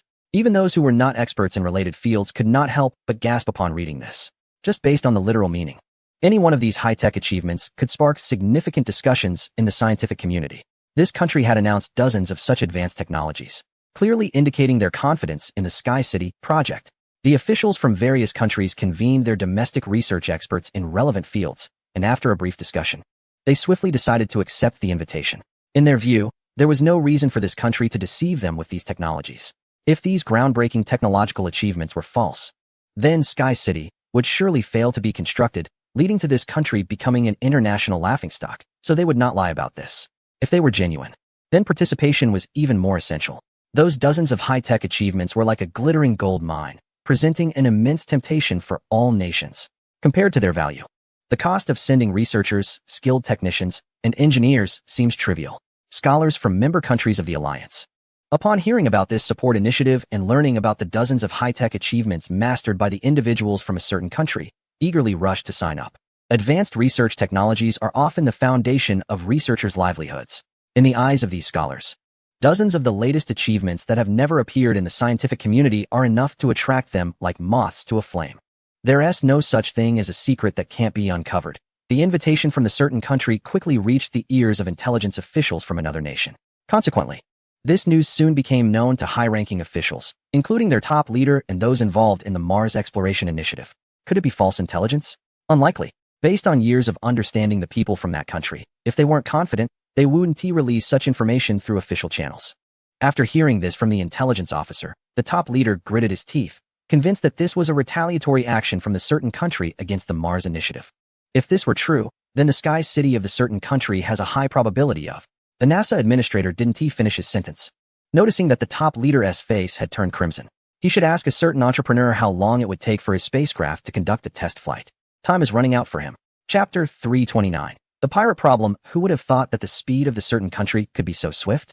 This is no small-scale spacecraft launch. It's an unprecedented space city. Such a significant project involves personnel, funding, material coordination, and so on. Even for a leading global power, this is extremely complex. While the top leader was still negotiating with various parties in Congress for the $13.5 billion Mars Initiative funding, the certain country had already officially begun construction. Boss, this news isn't too bad. At least after seeing the actions of the certain country, the opposition in Congress should ease up on the Mars Initiative. The intelligence officer, being adept at reading the room, accurately guessed the top leader's worries, making the bad news seem not so bad with just one sentence. The NASA administrator couldn't help but raise an eyebrow. He didn't expect the intelligence officer to have such a unique perspective, finding a silver lining in the fact that the certain country had taken the lead in this space race. The key still lies in whether the Mars exploration heavy-lift rocket can successfully launch. As long as it succeeds, our media will have content to generate hype. Otherwise, no matter how much we boast, anyone with a bit of knowledge in aerospace will know we're just bluffing. The NASA administrator does not have the same level of audacity as the intelligence chief, coming from a technical background. He cannot completely ignore the actual situation for the sake of flattery. However, I have been closely following the Mars mission lately. Musk mentioned that the best launch window for the Starship test flight will be in 2 months. That's great, and we must ensure it succeeds. The $13.5 billion investment is contingent on the success of the launch. If it fails, he won't receive any funding. After hearing the boss's threatening remarks, the NASA administrator felt a mix of helplessness and headache. These politicians really change their faces daily. Initially, they promised to provide maximum support to entice Musk into starting his Mars journey. Now that he has spent a significant amount on developing the heavy-lift rocket, they stress that funding will only be available if the launch is successful, or else there will be no return. But what can be done? After all, the boss is the boss. I will communicate with Musk promptly. I understand that time may be tight, but I must tell him to hold on. This is a competition that concerns national destiny and the future global landscape. We absolutely cannot afford to lose. Both the nation and the people are looking forward to this victory. In the end, the boss didn't forget to throw in some sweet words after the stick, saying a few flattering things. However, the NASA administrator has already seen through it. Once the Mars mission succeeds, the biggest beneficiary will be the boss in front of him. The nation? The people? They are merely tools to wipe the hands after use, brought out for show when useful and discarded when not. While the Mars mission project is preparing for the best launch window, the first batch of composite material framework structures for the Sky City has already been completed. The capital of Gabon, Libreville, once the site for the space elevator, has now completely transformed into the engineering camp for the Sky City project. The port of Libreville is already packed with large cargo ships, filled with equipment and materials needed for the construction of Sky City from around the world. Hundreds of the largest gantry cranes are brightly lit, operating 24/7, continuously unloading from the cargo ships. Countless heavy-duty trucks swarm like ants, tirelessly transporting goods from the port to the engineering base near the space elevator. Only after passing inspection and testing at the engineering base will these components for Sky City be transported to outer space via the space elevator for the next phase of assembly. To expedite the project progress, significant investments have been made to construct 6 high-standard train transport tracks and a dual-direction, 16-lane high-speed transport highway between the Libreville port and the engineering base. Gabon, merely relying on its identity as the site for the space elevator, has transformed from a struggling, underdeveloped nation barely above the poverty line into one that meets developed country income levels, all within just 2 years, thanks to the seemingly insignificant profits that larger alliance organizations overlook. Not only Gabon, but other member countries within the alliance are also highly involved in the Sky City project. To address the unlikely event of cargo ships from member nations being attacked, the military has deployed nearly 500 tactical nuclear weapons and around 100,000 military personnel near the space elevator. A large number of troops have also been dispatched for escort missions. Every cargo ship related to the Sky City project from member countries is equipped with 10 fully armed soldiers. These soldiers report solely to the Alliance's Security Committee and are authorized to take preemptive action using their light and heavy weapons if they detect boats suspected of being pirate vessels trailing their ships. Additionally, the naval and air forces are conducting round-the-clock patrols in international waters. If any distress signal regarding pirate encounters is received, rescue teams can arrive within an hour. Is such an exaggeration necessary? They are just a small group of pirates with a boat and a few AKs, maybe a rocket launcher or two. Is it really required to deploy 6 10,000-ton warships, 23 fighter jets, and over 1,000 Marines to hunt them down? Upon seeing the weekly military operations report from the Alliance's Security Committee handed to him by Shirley, Liu Lang couldn't help but click his tongue in disbelief.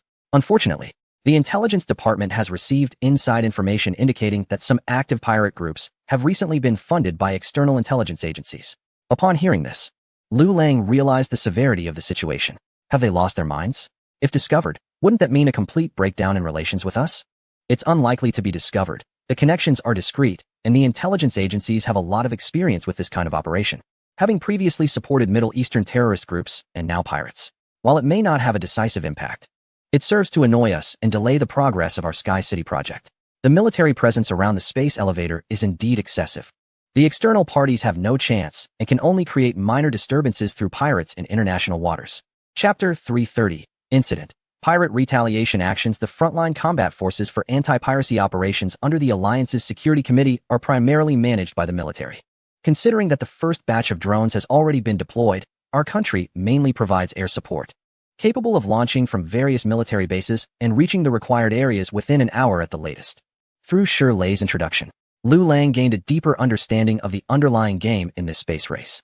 As two major powers, they naturally cannot openly confront each other or engage in direct conflict. Thus, external parties are funding and arming terrorist groups and pirate factions to conduct proxy wars. This allows them to avoid being dragged into the quagmire of war, evade the casualties and compensation costs associated with formal military engagements, and sidestep criticism from domestic anti-war groups. They are able to create enough trouble for their competitors at minimal cost, which is quite a cost-effective solution. However, it's understandable why the representatives from that region reacted strongly. Last week, 2 soldiers from that region who were part of a convoy escort were killed during a confrontation with pirates. Although all 30 pirates involved in the attack were eliminated, the representatives were still very upset. Consequently, they initiated operations to leverage their overwhelming firepower advantage. Once they detect pirate activities, their naval ships and marines charge in aggressively to execute those pirates. It was brutal. The speedboats were turned into fragments, and there were no bodies that could be pieced together. Having their regular army suffer casualties at the hands of pirates was quite embarrassing for the representatives in the Security Council. In their anger and humiliation, they began to target the pirates who were likely receiving support from external sources. While the two were discussing, one of them suddenly received a call, and his expression turned serious. What happened? The other noticed something was off. Soon, a staff member from the Security Bureau entered and played a video for them. The video appeared to be shot with a handheld device, with occasional shakiness and unprofessional filming techniques. However, the content was quite shocking. 2 masked men, with only their eyes visible, spoke to the camera in Arabic. They then shifted their bodies, revealing a captive on his knees, wearing a black hood. The hood was quickly pulled off by one of the masked men, revealing a young man of Caucasian descent, looking terrified. He was from a certain country, pleading for mercy. Before the other could continue, the second masked man approached the captive from behind with a curved knife, and in front of the camera, he brutally beheaded the man. Blood splattered everywhere, and the screen was quickly smeared with bright red. The viewer was taken aback. It was the first time he had witnessed such a scene, and the impact was immense. A living person was executed right in front of him. And despite being a video, it sent chills down his spine, causing his heart to race uncontrollably. Before he could process what had happened, the blood on the screen was carelessly wiped away, and the camera started shaking again. When the image stabilized, it focused on a group of bound captives lying on the ground, about 20 to 30 individuals, both men and women, all resembling people from that region. They were crying and screaming, with many having even wet themselves in fear. Clearly, they had witnessed the beheading of their companion. The scene flipped again, and the masked man spoke to the camera in Arabic, marking the end of the video. This is a retaliation operation by a pirate group known as Gallery against a certain country. They have kidnapped a tourist group from that country, demanding a ransom of 1 billion, as well as the release of a group of Arab prisoners held in that country as prisons. They state that only by meeting these demands can the hostages be released, with a deadline of 1 week. If the time limit is exceeded, they will execute 1 hostage every hour and will also release videos of the executions online. Shirley, with a serious expression, introduced this sudden incident to Liu Lang. Were these pirates crazy? Didn't they know that the country would never compromise with terrorists? Liu Lang asked in disbelief. Even he, who had only a superficial understanding of international affairs, knew that the country had a zero-tolerance policy towards terrorists. They not only never accept terrorist demands, but also do not negotiate with them at all. To some extent, this has indeed deterred those who attempt to target that country. However, for the kidnapped citizens of that country, this was not good news at all, because once the country's military participated in a rescue operation, the survival rate of the hostages would not be significantly higher than that of the terrorists. This was a rescue force that could leave both hostages and kidnappers in despair. Who knew what these guys were thinking? What kind of normal person goes to become a pirate or a terrorist? Shirley was in great pain. The Sky City project was underway, and now this incident had occurred, which would inevitably impact the project's progress. Moreover, happening at this critical moment made it hard not to suspect whether this pirate group had any connections with certain external forces. Not long after, the video spread across the internet like wildfire. Hundreds of millions of internet users could view this shocking execution footage on their computer screens with just a click. A pirate organization actually dared to openly provoke one of the top military powers in the world. The internet's focus quickly shifted from the space race to the 30 tourists kidnapped from that country. Overnight, almost the whole world was discussing this kidnapping incident. The public pressure faced by the officials of that country was unprecedentedly immense. Mainstream media in certain regions claimed that based on humanitarian principles, that country should attempt to negotiate with the pirate organization. Certain external forces even suggested through official channels that that country should at least use the ransom to rescue the women and children among the hostages, emphasizing that they could act as a third party to assist in the hostage rescue. Even within that country, public opinion was chaotic. Some insisted on not compromising with terrorists and pirates, while others argued for negotiation, claiming that the lives of the hostages were the most important. This left the head of the Security Council of the Alliance, responsible for handling this incident, feeling extremely troubled. Negotiating with pirate organizations and paying ransom is tantamount to yielding to terrorists, which is absolutely intolerable for the official authorities. Not negotiating and forcibly rescuing hostages will inevitably lead to significant casualties among them. Given the current public opinion, the authorities are bound to face criticism and condemnation from the world. Time is running out for them. What should they do? Chapter 331. If negotiations fail, then fight. We will never compromise with terrorists. We will deploy special forces to rescue the kidnapped citizens. The representative firmly announced the official decision to the member countries during the emergency meeting of the Alliance Organization's Security Council regarding the pirate incident. Although this outcome was not unexpected, the exchanged glances between Lu Lang and Shirley revealed their deep concerns. One might argue that the authorities are not wealthy, or that there are issues of great power chauvinism, but these are irrelevant. However, once someone dares to provoke the authorities militarily, they easily become aggressive and engage in a life-and-death struggle. This is true even in their dealings with other nations, let alone facing a previously obscure terrorist pirate force. Even major powers hesitate to challenge their military might directly, opting for proxy wars in several localized conflicts. Now, a pirate force has the audacity to provoke them? This is naturally intolerable for the authorities. If they show weakness this time, how will the world perceive them? How will the member countries of the Alliance Organization view them? The authorities have managed to achieve a significant share of the Alliance's output with minimal financial investment, relying on their formidable military strength. If their military capability loses its weight in the eyes of the world, it will trigger a series of catastrophic chain reactions, challenging their international status, environment, and interests like never before. Thus, the authorities must take a hardline approach. The faster and more efficiently they rescue the hostages and eliminate the pirates who dare to provoke them, the better they can maintain their influence and interests. Shirley found it difficult to voice any objections to their decision, as they were deploying their own forces to rescue their country's tourists. In support of the authorities, the member countries of the Alliance Organization opened up intelligence sharing. Soon, with the integration of resources from various intelligence departments, detailed background information on the pirate force was uncovered. This group operates in the Red Sea and the surrounding waters of Somalia and Yemen. They are comprised of rebel militants from war-torn regions in the Middle East, who have recently turned to piracy and have established connections with local warlords in Mogadishu, Somalia. As a newly emerged pirate force, there isn't much detailed intelligence available from various countries' intelligence organizations about the group. However, it is certain that this group is not comparable to those pirates who wield machetes, AKs, and operate dilapidated speedboats. Their members have undergone formal military training, with core members previously serving as officers in war-torn countries in the Middle East. They possess a significant amount of military equipment from former government forces, as well as a large number of fearless jihadist fighters. What complicates matters further is that their stronghold is located in a certain coastal city, where they are protected by local warlords. The spoils plundered by pirates in this area must be handed over half to the local warlords as protection fees. Therefore, the local warlords are bound to obstruct any rescue operations. After reviewing the information gathered from various intelligence agencies, Lu Lang, even without being an expert in military operations, realizes that this rescue mission is quite challenging. It seems tremendously difficult to ensure the safe retrieval of all hostages.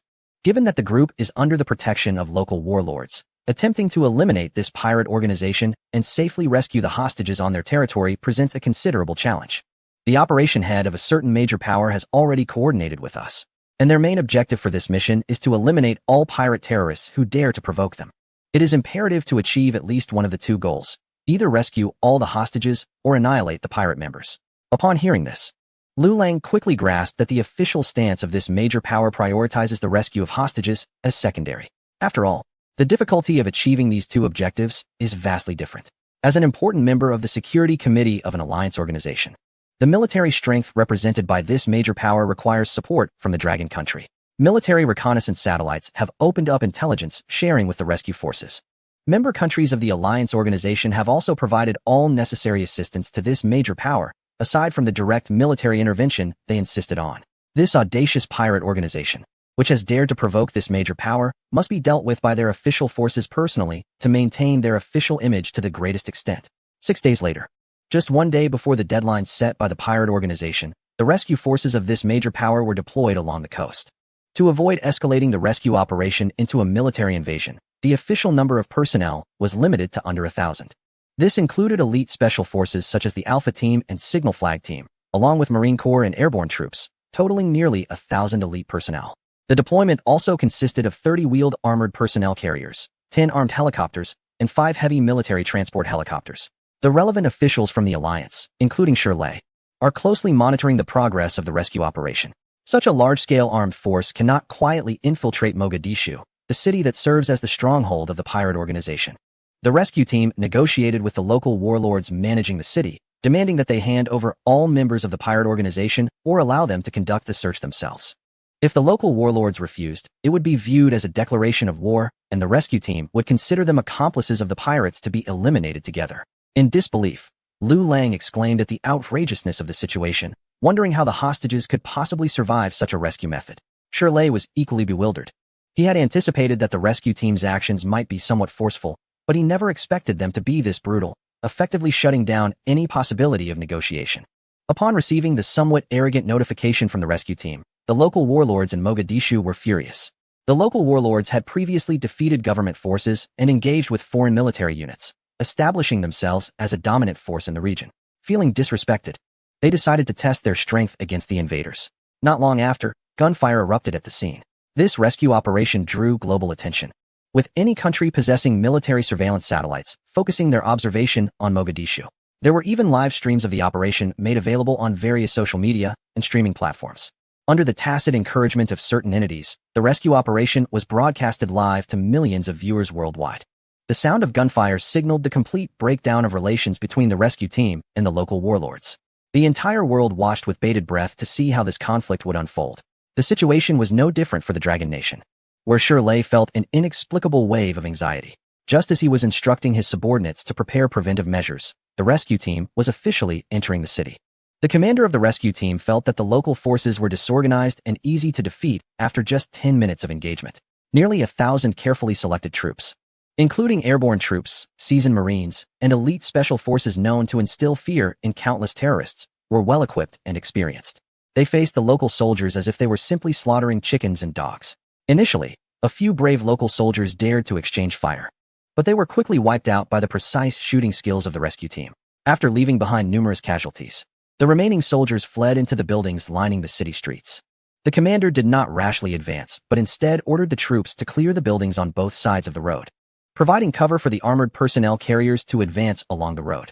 Although the pace of advancement was slow, this cautious approach made it difficult for the numerically superior militia forces to take advantage. With armored personnel carriers moving along the streets, special forces clearing the buildings on either side, armed helicopters providing fire support from above, and paratroopers on standby for battlefield assistance. The commander was momentarily perplexed as to why the opposing warlord would dare to engage with a regular army. Just as he was contemplating this, a piercing whistle suddenly erupted from a window down the street, followed by a missile rapidly flying towards the slowly advancing armored personnel carriers. The commander's pupils dilated in shock, and before he could issue a command to take cover, the top armor of the lead armored personnel carrier was easily torn apart by the anti-tank missile. With a loud explosion, the vehicle was engulfed in flames and came to a halt. It was a javelin. The commander roared orders for the troops to take cover along the sides of the street. The javelin anti-tank missile was undoubtedly a nightmare for modern armored units in urban warfare. Even well-armored main battle tanks faced a high probability of being breached and destroyed by top-attack javelins. The commander had initially believed that these warlords would possess only low-end heavy weapons like RPGs, and he did not expect them to be equipped with advanced American javelins. However, facing the attack, the troops naturally would not sit idly by. The armed helicopters responsible for air support quickly responded with the sounds of rockets being fired. Up to 20 rockets rapidly struck the building that had just launched the javelin. Amid a series of explosive booms, the two-story street-side shop collapsed into ruins. Before the ground troops could confirm the casualties, militia soldiers appeared in the buildings on both sides, shouldering anti-aircraft weapons and taking aim. In quick succession, 2 shoulder-fired anti-aircraft missiles were launched, and at such close range, the armed helicopters providing fire support for the ground troops had no time to evade. 2 helicopters that were hit began to plummet towards the ground, trailing black smoke. The remaining 8 helicopters urgently took off to leave the dangerous combat zone and could no longer provide fire support for the ground troops. It was a Stinger missile. Shirley gravely informed Lu Lang in the conference room.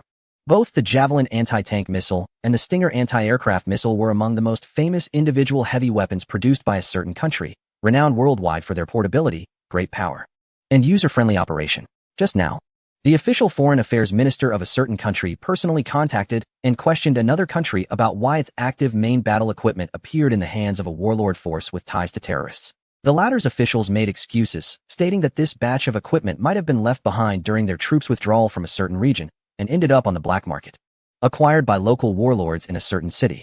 It's absurd. Do you believe this explanation, lazy? Lu Lang frowned after listening to this. I don't believe a word of it. This warlord force clearly has support from a certain country. However, the most important thing right now is how the rescue operation by the certain country's forces should conclude. It's no longer a matter of whether the rescue operation can succeed or if the hostages can be safely rescued. The rescue team itself is already caught in urban street fighting. The local warlord is familiar with the terrain, more so than the certain country's forces, and has a numerical advantage. Moreover, with the heavy weapons supported by a certain country, Shirley felt a headache coming on as he pondered how to resolve the situation. Although this rescue operation is being conducted solely by the certain country's forces, and even if it fails, the embarrassment would fall on them. But as an important member of the Alliance's Security Committee and one of the earliest supporters of another nation, if the certain country's military reputation is damaged, the deterrent power of the entire Alliance's Security Committee would also be greatly weakened. Just as Shirley was feeling a headache, new developments occurred on the battlefield in the city. The warlord forces organized old trucks, parking them on the streets, completely blocking the rescue team's advance and retreat.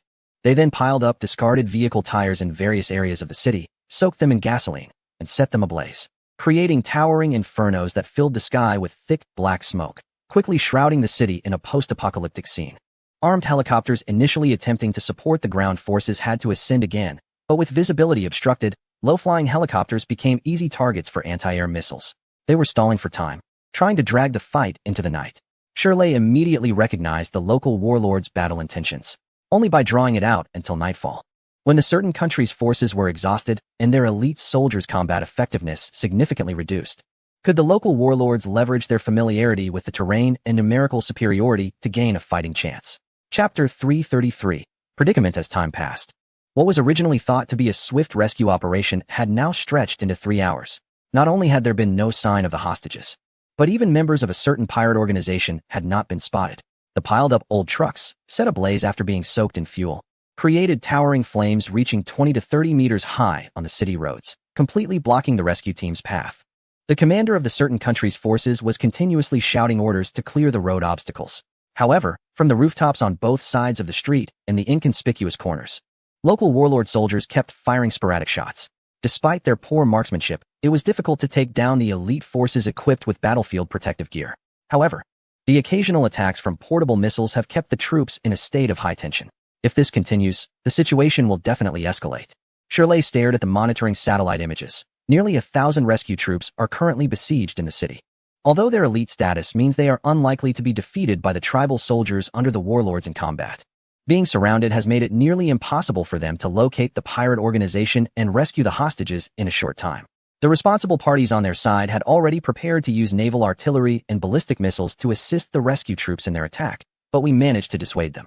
Around the outskirts of the city, there are about 1.5 million residents, but the armed forces belonging to the local warlords, including militias, number less than 100,000. The use of heavy naval artillery and ballistic missiles would inevitably result in significant civilian casualties, a terrifying consequence that no one can bear. Shirley was updating Lu Lang on the latest situation. The military monitoring satellites possess high-precision observational capabilities with centimeter-level accuracy, allowing them to capture battlefield images precisely. Additionally, the rescue troops have opened up some frontline soldiers' battlefield recording devices for real-time broadcasting, making us the third party that understands this rescue operation best, aside from the troops and local warlords. In the images, apart from a few soldiers in warlord uniforms, the majority of the armed forces are militia fighters who just casually picked up AKs. These militia members lack any protective gear. Without their weapons, they could easily be mistaken for ordinary citizens of the city. If heavy-caliber naval artillery or powerful ballistic missiles were used, even if the casualties were indeed from local warlord forces, it would be easily misinterpreted as ordinary civilians. It seems that hundreds of millions of viewers worldwide are witnessing this rescue operation, with some external parties stirring the pot insidiously. If a large-scale incident of civilian casualties were to occur, it would undoubtedly be a catastrophic event for the officials involved. The standoff within the city continues. Outside the city, a war without gunpowder has begun, since they cannot use heavy-caliber naval artillery and powerful ballistic missiles. The responsible parties on their side want to increase the number of troops to support the rescue operation. They plan to upgrade the original special forces of less than 1,000 to a conventional force of 20,000 for the rescue. The armed forces controlled by local warlords in the city number at least over 100,000. Although the rescue troops are considered elite on a global scale, facing an enemy that outnumbers them 100-fold in their stronghold still makes them feel somewhat constrained. However, reaching such a scale of troops has completely surpassed the tolerance limit of a sovereign nation. The government forces, which nominally have jurisdiction over the region, firmly rejected the official request for entry and rescue from the neighboring country. They claimed that the deployment of a 20,000 strong military force was not a hostage rescue operation, but rather a military invasion. Despite assurances from officials of the neighboring country that they would unconditionally assist in eliminating the warlord factions in the region, the government forces remained unwilling to agree. Although the government forces have yet to reclaim the region, the local warlords are merely a result of internal conflicts and are much easier to deal with than the foreign military.